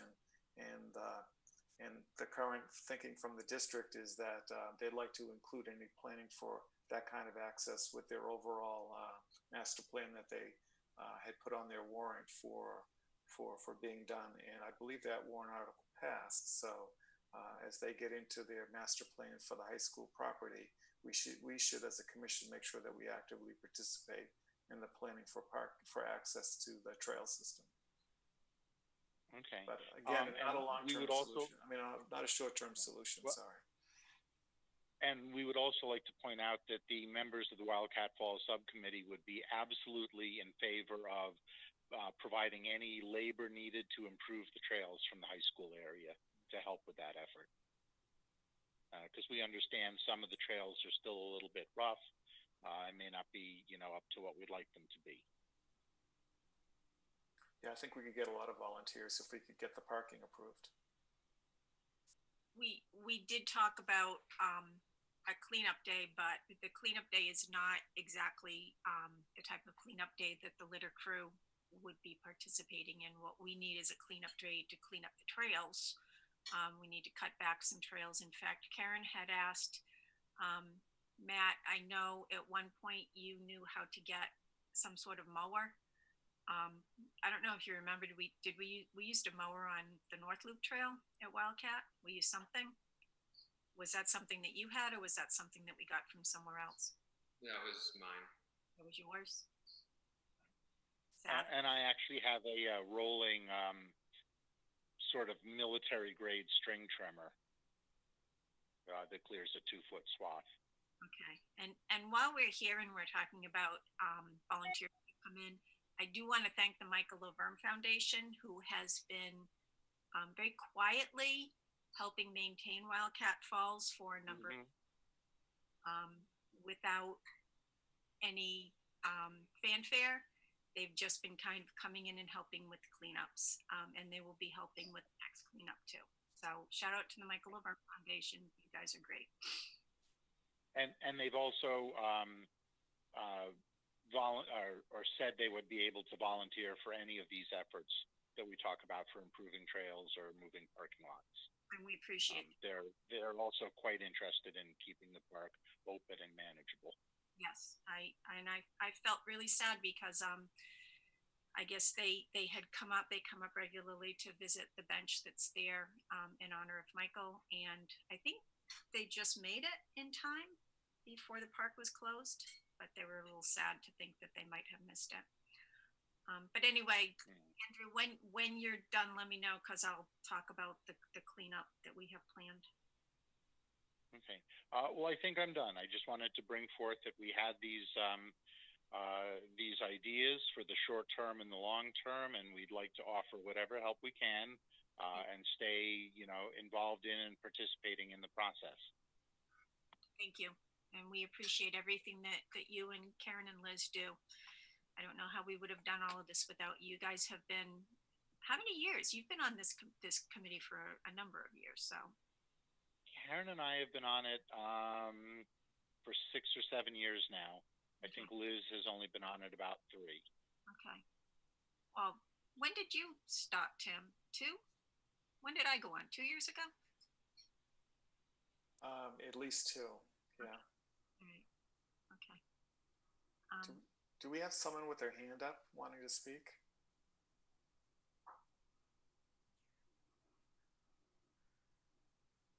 We do have another caller. Another caller, yeah. Andrew, are you open to having another caller chime in about Wildcat Falls? Absolutely. Okay. Caller, I'm going to unmute you. It's the number ending in 524. Please introduce yourself. Yeah, thank you for taking my call. This is Paul Marone. I've spoken with you folks before.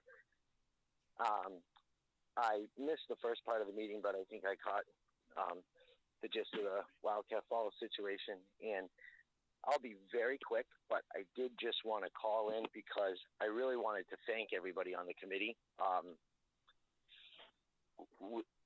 We really needed the relief, the neighborhood that we were given, and I didn't really get the proper chance to thank everybody because it has been very peaceful and quiet down here. So we really, really do appreciate the temporary assistance. And I just thought that I might add a couple of quick things to what you guys are bringing up because I've heard a lot of good ideas and different things that we thought about. I just thought I might remind everybody as we think about the long-term type solutions for the area. One of the major challenges that we faced that sometimes I think I don't want to say we forget about, but when it comes to parking or no parking or, these types of things is It's really about the volume of traffic to this cul-de-sac type road, you know?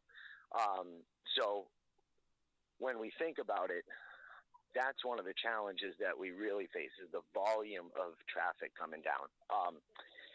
And I know that we've had a lot of talk about the resident parking, and I'm glad that that is something that we are bringing up.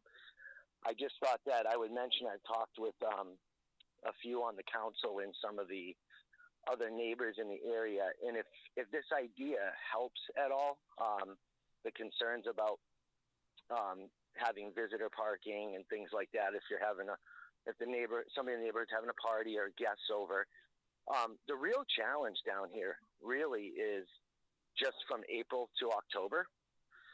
It seems like maybe from like April 1st to October 1st or something like that. So that might alleviate some of the challenges of people having guests over and so on. So I don't know if the no street or resident only on the street parking can be dedicated to those months. That might limit some of the, some of the burden there. And I know a lot of places hand out visitor passes, so I've heard a lot of comments about why that would be difficult. I'm not really sure a lot of us quite understand why that is so difficult to have each household have a couple visitor passes they can hand out when someone comes by, or even Hey, Paul, sorry to interrupt. Sorry, this is No, it's all right. What you're getting into is a town council action, and that'll be part of the public hearing on Thursday. But I think Excellent. Pete might have a word as well. Yeah, thanks, Tim. Paul, all good comments. Can you do me a favor, you and your neighbors? Get us some emails on your thoughts, because we have 3 ordinances on the table that could directly affect your neighborhood. And what really would influence me, and I know would influence my fellow councilors, is to hear your opinions on all of them and ideas on what you think. And this is a great thought you put forward, but it is off the topic for us.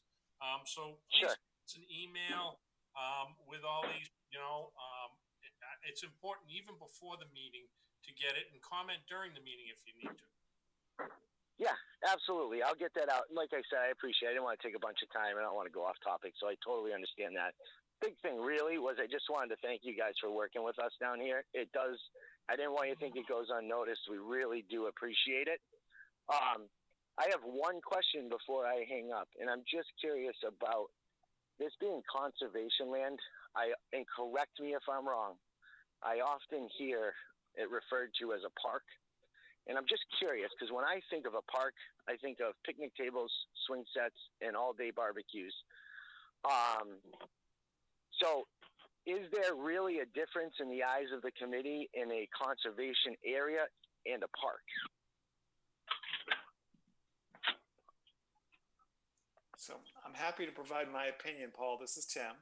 So the property was purchased by the town for $1 in 1970, and in the deed it says it was purchased. The property was conveyed to us for recreation and park uses or park purposes. I could look up the exact language. I know I've got it fairly close and handy. So that's how the town acquired the property.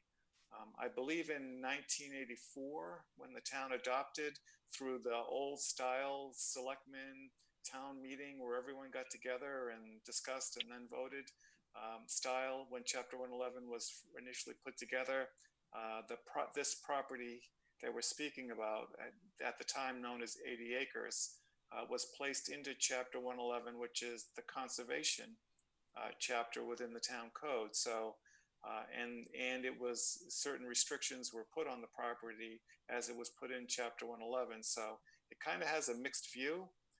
It's from one perspective, it's a park and for recreation uses. The other thing is the town at the time in 1984, and it's been revalidated years and years continuously as each chapter gets looked at to be a conservation property. So it has a dual purpose. One placed by the state when it was deeded, and one placed by the residents of Merrimack when they voted at a town meeting. So it's very interesting. Thank you. I was just curious about that. And that's it for me. Thank you for your time. Thanks, Paul. Actually, thank you. I was also interested in that. So I have the deed right here, just in case you're curious. And Tim, you were exactly right. Where is it? It's to be used for park or recreation purposes only.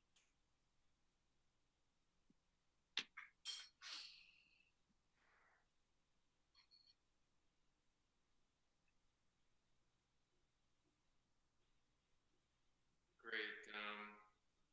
Thank you, Andrew. Do you have anything else before we move on? No, thank you. I'm all set. I've said my piece, and I assume I'll be able to talk again at the town council meeting. Yes, sir. And, okay. Please pass along our thanks to the rest of the subcommittee. Andrew. Yes. Are you still there? Okay, so this is an in-person meeting, and Peter can correct me if I'm wrong, but I believe if you want to speak at the town council meeting, you need to be there in person. Otherwise, you would send a letter that would be entered into public comment. Peter, is that correct? Yeah, you could do that. You're not wrong, Gina. They are allowing a certain amount of folks into the meeting, and they've got it all social distanced out. And I guess they would have a line if it were that many people that wanted to speak, and they would give each person a chance to speak, and they'd have to ask those folks to leave. The folks that have already spoken to leave to allow others in, and that's how that would work out. So, Paul, if you wanted to be in person, and if you wanted some comments written into the record, that's certainly not a problem. The chairman's done it before. I'm sure he'll do it again. We just ask that you try to keep it as directly to the point as possible. You did Andrew. Right. Andrew, you did send in the what you had sent me. You had sent me in the thoughts for future of Wildcat Conservation Area, and that was forwarded on to you. Actually, you sent it to the town council. Yes, I did. Well, that's but I will plan to attend in person, and if I have to wait my turn outside, that's fine. Okay. All right. I'm not sure, quite honestly, Andrew, if I'm going to be there or not, because I might just, as far as the Conservation Commission goes, we'll decide what we want to write up tonight, and we will enter that as far as public comment. So I'm sure our minutes tonight will be entered as public comment. Okay. Well, thank you for the opportunity to speak. Thank you.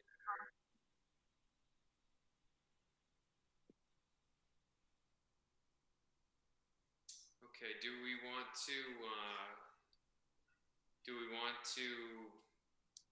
enter a comment to town council? Do we want to pass some thoughts along with Pete? How do we want to do this? Pete? I would like to see something from the council, either if Steve wants to come and talk as the chairman with a prepared statement, or if you want to submit something in writing for the record, because I'm going to be there, I'm going to be voting on things, and I'm going to have my own viewpoint.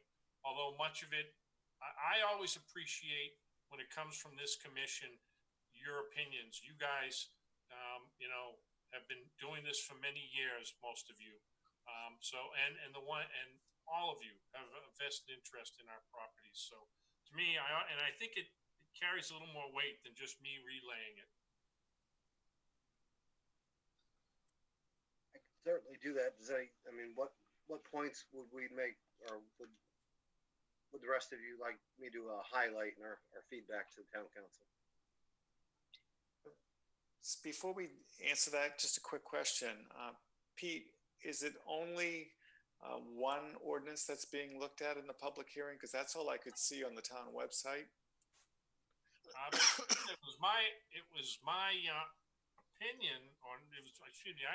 I was not in attendance. I was on vacation last week, but I watched the meeting to catch up on things, and it was my impression that everything was moved to a second public hearing.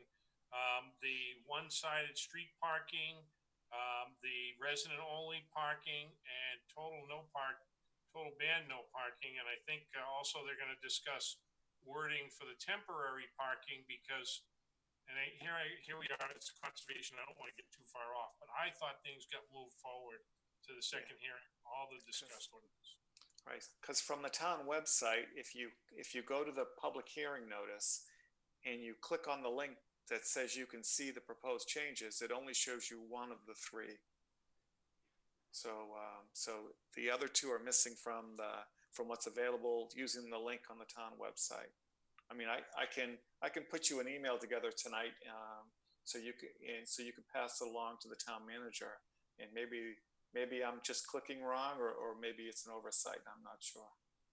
So Tim, I'll look at it, and after the meeting ends, and I'll express if that's all that's on there, I'll let her know we got to get that up. Okay, thank you. Yeah.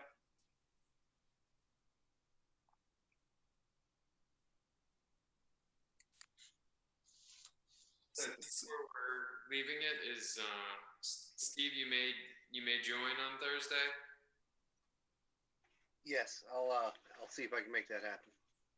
Yeah, but what guidance do we want to provide, Steve, as a word from the commission on the three items then? We probably should discuss them if we want to provide him any sort of guidance. Well, either that or he's just going to participate and answer questions if they come up. Pete, did you send the attorney's comments to everyone or just to me? I sent it to the Concom. Okay, so everyone has that. Yep. Okay. So I don't know. What's everyone's thoughts about that as far as it relates to? Well, right. I mean, the ordinances that are being discussed do not include all the pieces that the attorney addressed, right? In fact, maybe I'd have to look at it again, but maybe none of the things. Well, no, part of the things, because it did get into parking, I thought, but that's about so. But hunting wasn't one of the ones, or use of firearms. So. No, that was for BB Lane. They were talking about that for BB Lane. I see. Okay. Yeah. I might misremember this, but I thought we were cautious when we made our recommendation in June to the town council. I thought we were cautious about addressing those areas that were really within our purview and letting the Highway Safety Committee be the one to give that feedback and those recommendations regarding parking. I mean, if we feel differently, I'm happy to go there. I'm happy to just answer questions. But Tim's right. I kind of need to know what everyone wants me to speak to. Has Highway Safety met yet? The last I saw, Highway Safety hasn't met to discuss this yet. No, Highway Safety put this off, and they basically it's in our court now. Highway Safety chose not to. I don't want to use the wrong terminology, but they passed on it now. No comment. No, I'm not gonna, and that wasn't to say anything about Highway Safety. It's just they didn't address it. Okay. We sent it to them for their expert opinion, if you want, or their opinion on it and recommendation, and we didn't get one. So we've moved on now. So. Okay. I think it would be safe to say that, I mean, the residents and nobody wants no parking on the streets. I mean, we could eliminate that, I would think. I mean, stick to one side, or if at all, if we restrict anything, but nobody wants no parking on the street. Is that true? I'm sorry, but I'm gonna interject again. If you haven't had a chance to see the changes, we probably are not prepared to make a recommendation for Steve at this point. Okay, well, the meeting's Thursday, so if we want to, make some change, if we want to comment, we need to comment soon. So, I mean, right now the town council is talking about making the street residents only parking. And that means residents only. So in other words, when there are guests, the town council is saying the guests cannot park on the street. You have to have, they're talking about, right now it's a transfer station sticker, but they want the wording to say, or whatever sticker the town designates, because what they might end up doing is making a sticker that covers parking for Wasserman Beach. If they decide to do something at Watson for residents, they just want to have one sticker that's a town sticker. So that's what they're talking about doing now. That would be one ordinance. So there's a question about that. So how do we feel about that? That's really not even in our bar. That's not in our ballpark because the street is not us. We're Wildcat. But we could provide an opinion, and if we believe strongly, we should. So, and Pete's asked for it, and we should make a decision whether we're going to provide input or not. So. Well, my input would be that I do like the idea of residents only on the street. I do actually like Paul Marone's suggestion that it be limited from April 1st through October 31st. And I also think that it would, I know the town council felt strongly that it's one way or the other, but I do think that there should be a way for residents to have guests park on the street, whether they put something on their dashboard that just has a note that says, I am a guest of so-and-so of such and such Courier Road. I don't think the residents of Courier Road and all of the neighboring streets should be penalized because they happen to live on this street. I think they should be able to have guests. So the rest of us in town get to have guests. So they should too. I guess I'd ask Tim's question a different way. Who here feels like we've given the town council everything they've asked for, and until they request for different information, we probably don't have anything else to add? Steve, to address that, and you know, I don't disagree with you. I guess what I was looking for is should have been a little more clear, is that you know, of the proposals that we are working on for that area, you know, as it affects the Wildcat Falls Conservation Area parking, I guess if you think any of that has an issue with it or affects it, you know, or the conservation area itself, then by all means, I'd love to, the council would definitely welcome hearing it. But I think, yeah, your last email to us was great.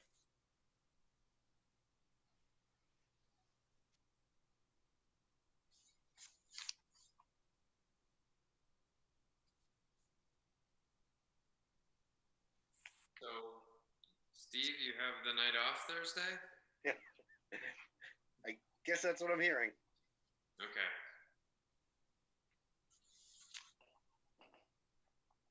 Does anybody have anything else for Wildcat Falls? Can I talk about the cleanup that we are discussing with the subcommittee? Sure. Okay, so I'm going to request permission for the subcommittee and anyone else who would like to join us. I feel very strongly about accommodating the subcommittee. They were not available on Saturday, and they're not available until after 12:30 on Sunday. So the date is going to be Sunday, July 26th at 12:30. And this is not a pickup litter. This is clearing the trails that need to be cleared. This is checking for erosion. This is checking the shoreline to see what needs to be done. So if anybody is available and they would like to join us, I would love your help. As far as people from the public coming in, I don't want to say less is more, but this is not something that people should come in and bring their kids or their dogs, or this is going to be this is going to be sharp tools, and make sure you bring your bug spray and your leather gloves, and long pants and, you know, sturdy shoes. So I guess. Also, is it a meeting, Gina? Because if everybody attends, it's a meeting. No, we're going to specify that it is not a meeting. It's kind of like when we all meet to do Wasserman. It's not a meeting. This is trail maintenance. So, and I do need to get clearance through town council and through the police. Actually, what I'm going to do is I'm going to ask the town manager and let her get all the clearances. So, but I just wanted to make sure that you were all aware of it before I did that. Thanks. Okay, so if anybody has something that they can use for mowing or, you know, to clear any of the heavier grass, at some point we would like to get DPW in to clear some of the brush that's up by the water, you know, up by the pond that's near the parking lot. So.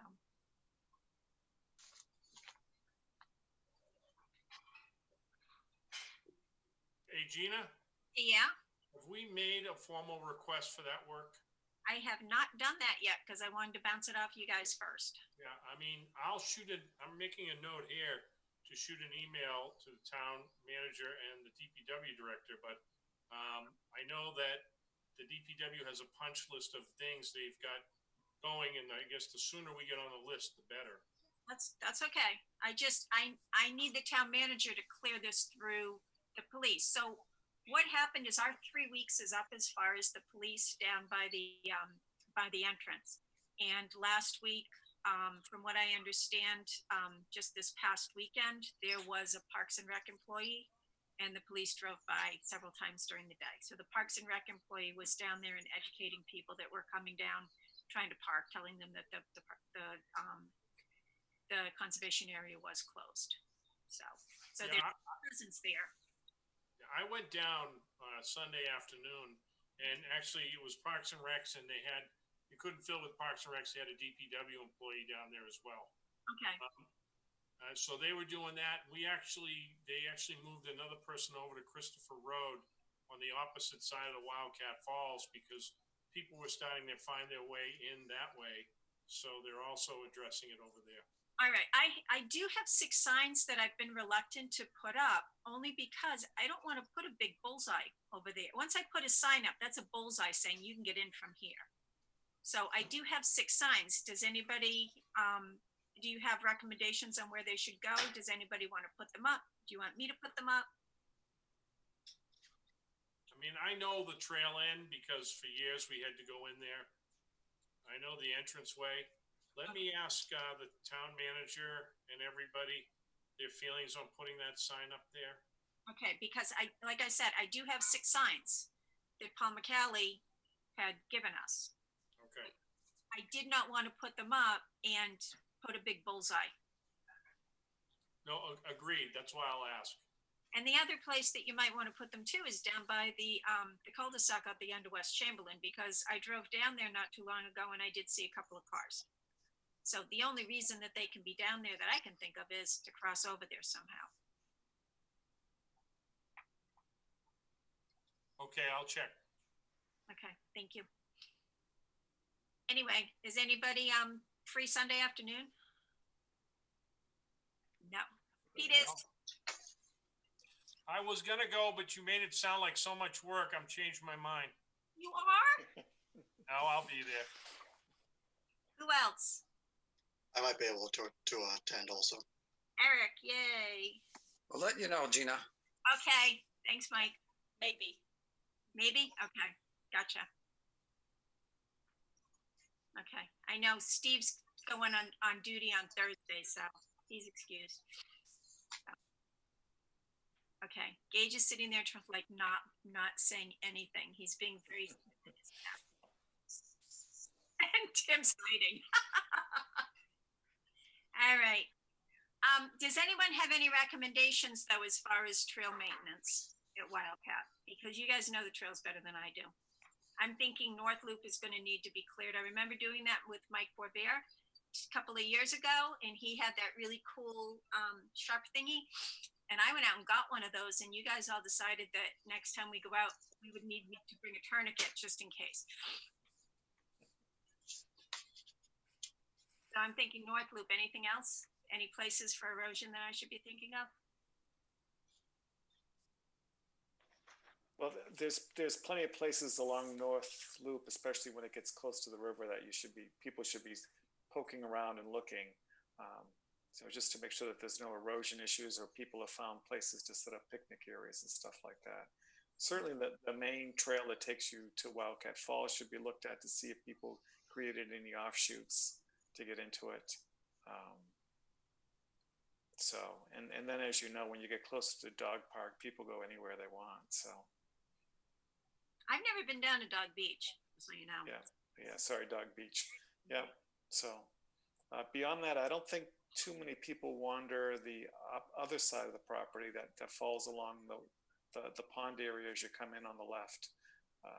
I think that's mostly the regulars who know and use that. So hopefully it's fairly open, but I'm not sure. So. Well, that's what I was thinking, that a lot of people don't use North Loop. They hightail it down to the water, see the waterfront. Yeah. So, but for maintenance purposes, it'd be good to get someone to take a look at it, the North Loop. So. Agreed. Okay. That's all I have. And just so people know, again, we'll just repeat for people at home that Thursday, July 23rd at 7 o'clock in the Matthew Thornton Room is the second public hearing with Town Council.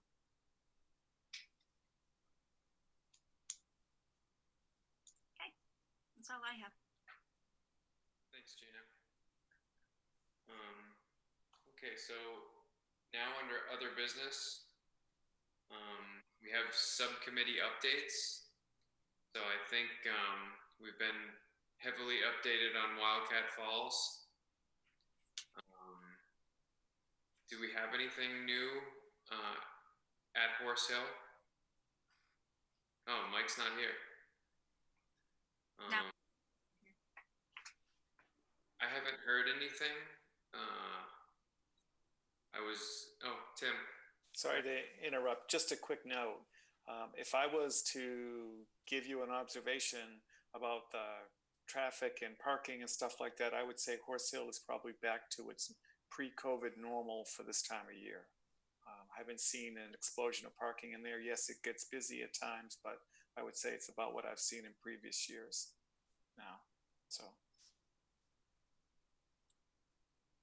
and I think there was a cleanup done on Horse Hill this weekend. There was one scheduled, or maybe it's next weekend by the litter crew. So. They already did it. Yeah. Okay. Yeah. Next week they're going, I think, to Watson.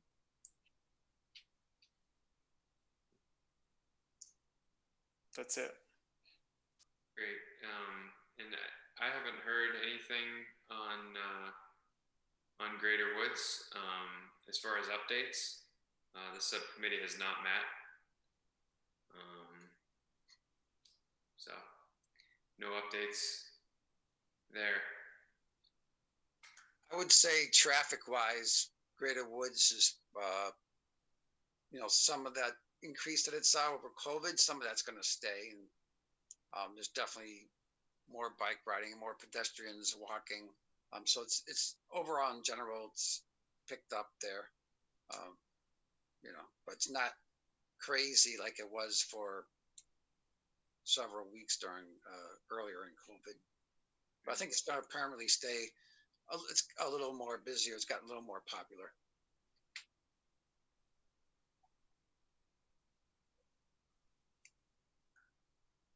Great. All right. No other subcommittees. So presentation of the June 22nd minutes. Pete? Thanks, Matt. I just wanted to let the commission know that in August, we are doing our town council retreat to discuss past goals, but also goals for the upcoming year. So if there's anything that the commission feels that is important, that maybe you guys can give me a list of topics or things to discuss moving forward, that'd be greatly appreciated, so I could kind of chime in on behalf of the group.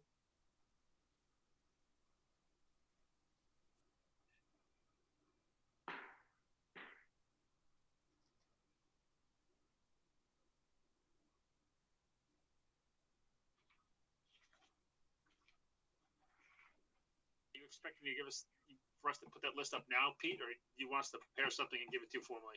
No, thanks, Gage. It's about a month away. If over the next couple weeks, anybody thinks of anything, I don't need it right now. Okay, great, thanks.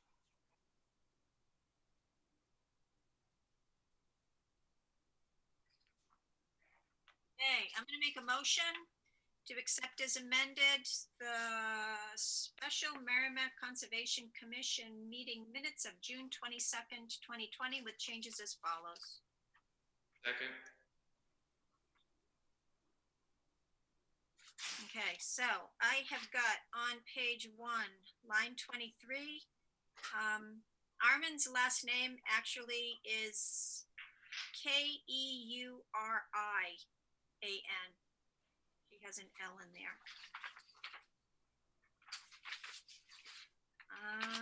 This sentence just read a little rough, so I changed it. On page 3, line 40, which will improve the flow through the site, I would put a period after site, capital P for parking, and then I would take out is and put in will be consolidated. And then on line 41, front of the convenience store, comma, and then I would put an and, a drive-through would go around back with a bypass lane.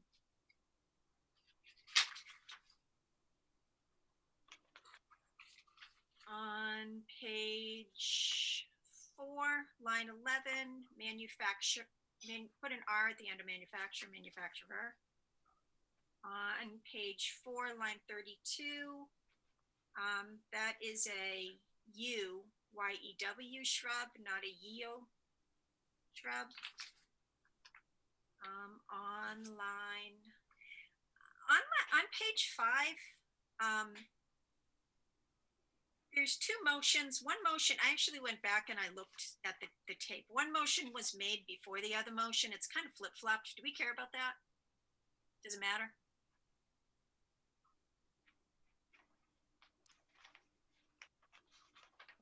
You know, I don't know. The minutes should reflect what happened in the meeting. So the motion 2 actually happened before motion 1.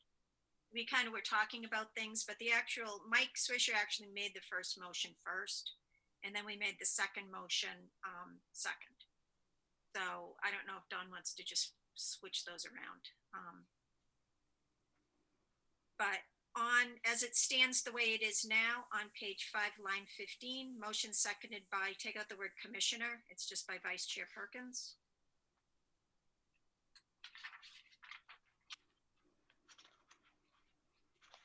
Page 6, line 17, he questioned if there, what did I put down there? If there is the need, not if there is he need. So put a T instead of HE. And also on page 6, line 25, that's duck hunters, not duct hunters. So K instead of T.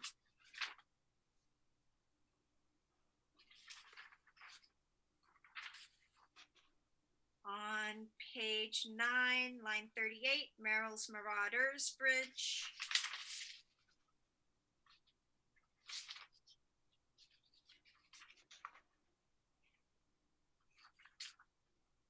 And that's all I have.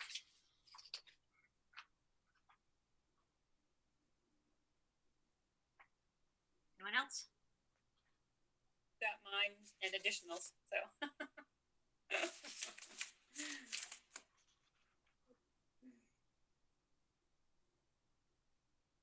All right.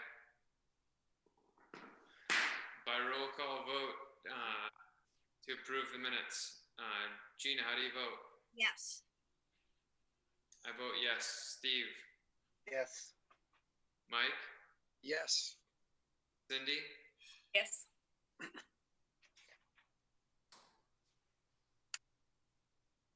Pete? Yes. Gage? Yes. All right. Thank you.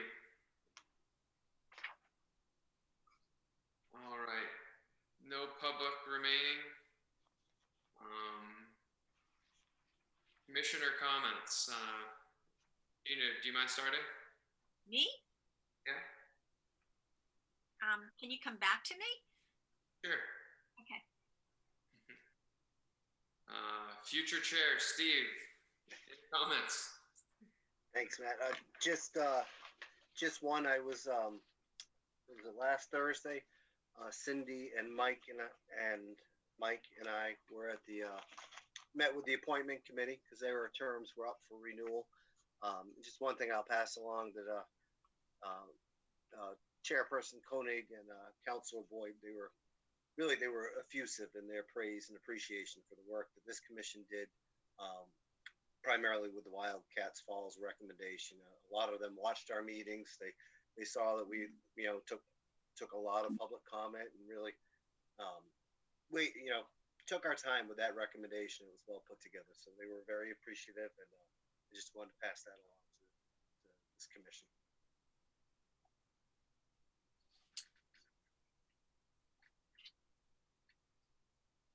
Great, thank you, Steve.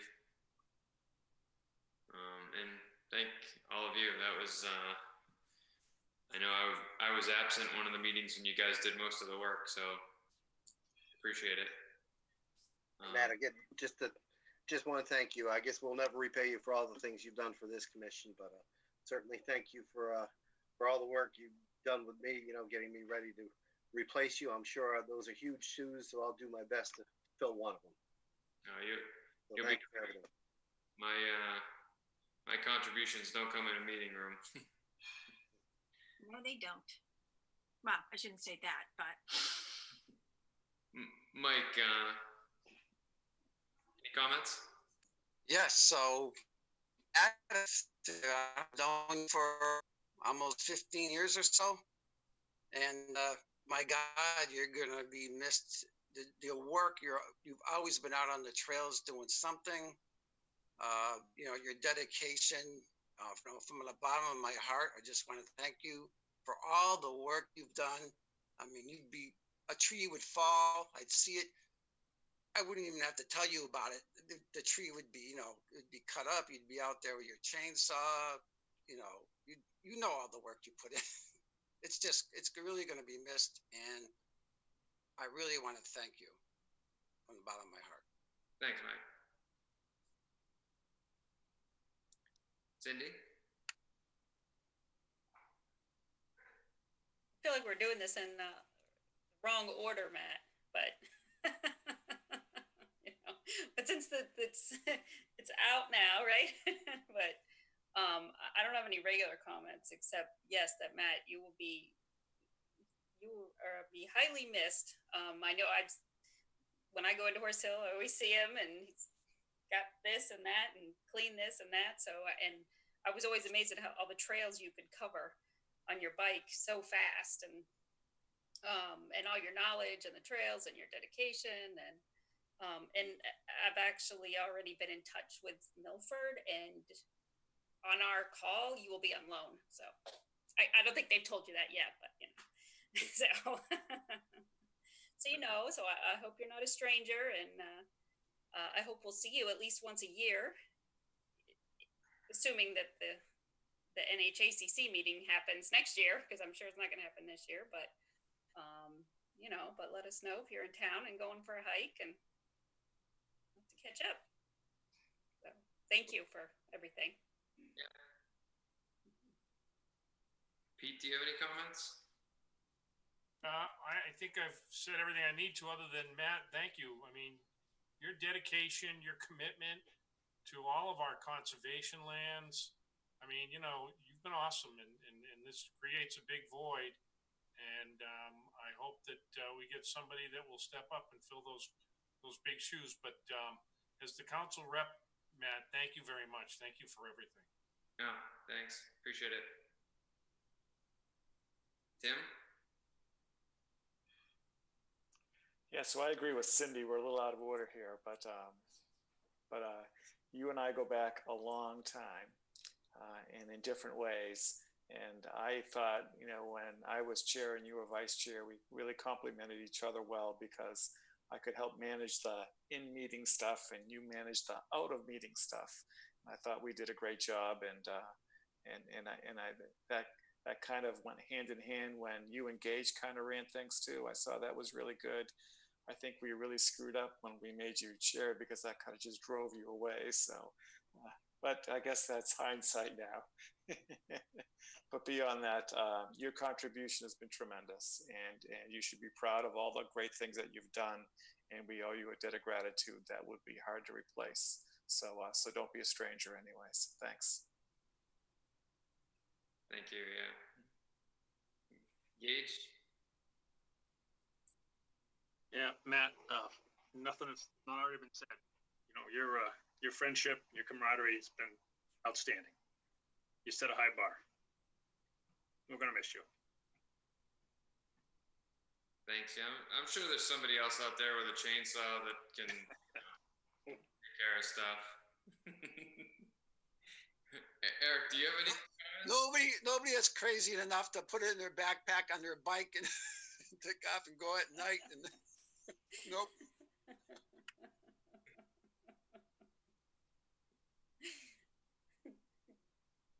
So I don't speak much during these meetings, mainly because when I come up with something to say, someone's already said it. And I just don't want to sound redundant. That's basically my commissioner comment. Anything I was going to say as a thank you and goodbye has pretty much already been said. I just remember that on my very first meeting was a meeting where you were elected chair last year. And I just remember how like no one wanted to be the chair and you were basically forced to be it. And you were like really reluctant to do it. But I think you've done a great job for the past year. So it was a good decision to take it, I guess. Thanks, Eric. I appreciate it. Gina? Matt. So you have to officially say it, or else Becky can't, like, you know, officially put Steve in place anyway. But because I said, does Matt need to like send a letter or something? And they said, well, I guess if he officially says it at the meeting and the minutes, we can use that. So you have a choice. You can either say it in your commissioner comments or you could send a letter. But I'm going to miss you. I enjoyed working as a secretary with you. You and I worked very well together. I think we made a good team. I'm gonna miss our chats. You have a heck of a sense of humor. I can speak freely around you, and I'm not going to lose your phone number. So if I have questions, I hope that you will not ignore my texts. Anyway, I'm going to miss you. And check your mail towards the end of the week. So. Well, thank you. And Gina, you made being chair like palatable because you actually took care of a lot of the stuff that I really didn't like doing. But we knew this going into it, and you're right. Your contributions were, I mean, the trails are, you know, we have many people that do a good job in the trails, but I think you put the great and greater and really made the Merrimack Conservation Commission properties what they are today. So we're going to miss you. Thanks. Appreciate it. And, you know, Tim and Gage, you know, you really like laid out the groundwork on how to be chair, and it was kind of easy to follow.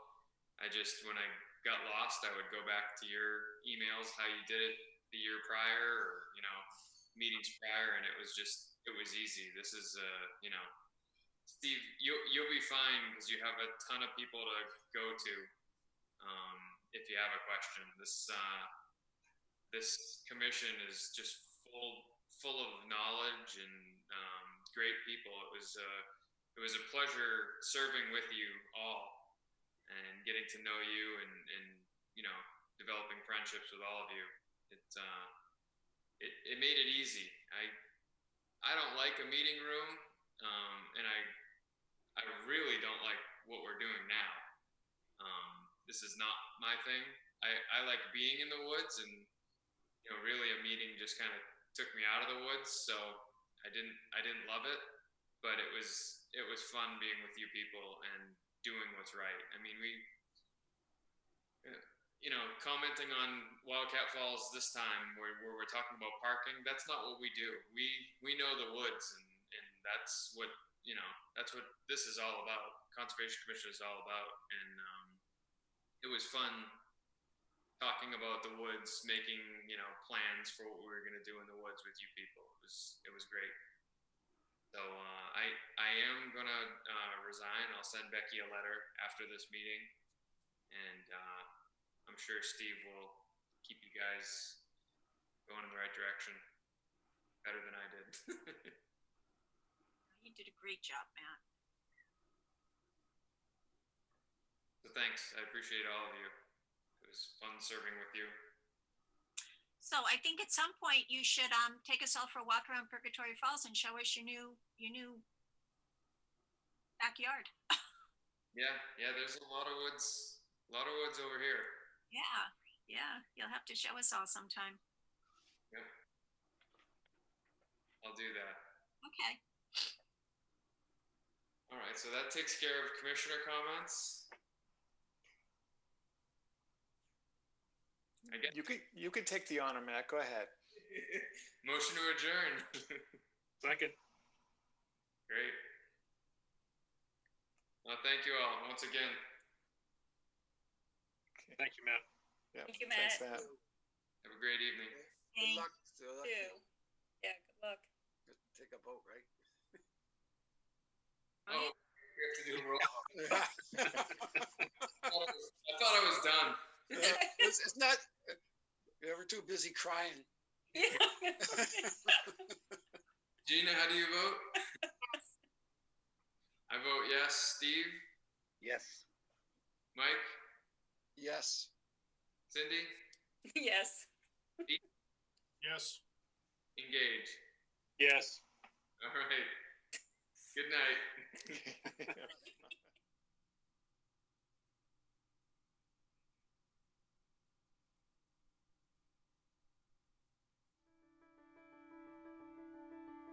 Merrimack TV is committed to our community. From gavel-to-gavel coverage of town and school board meetings to updates on town services and projects, we aim to keep you connected. Good morning, I'm Kyle Fox, Public Works Director for the town of Merrimack. Hi, I'm Diane Trippett. I'm the town clerk tax collector for the town of Merrimack. I'm Captain Matt Tarleton with the Merrimack, New Hampshire Police Department. And keep the public informed of every motion. All those in favor signify by saying aye. Aye. And many moments, so you can be confident that we're here for you. Thanks for watching. Stay connected. Follow Merrimack TV on Facebook.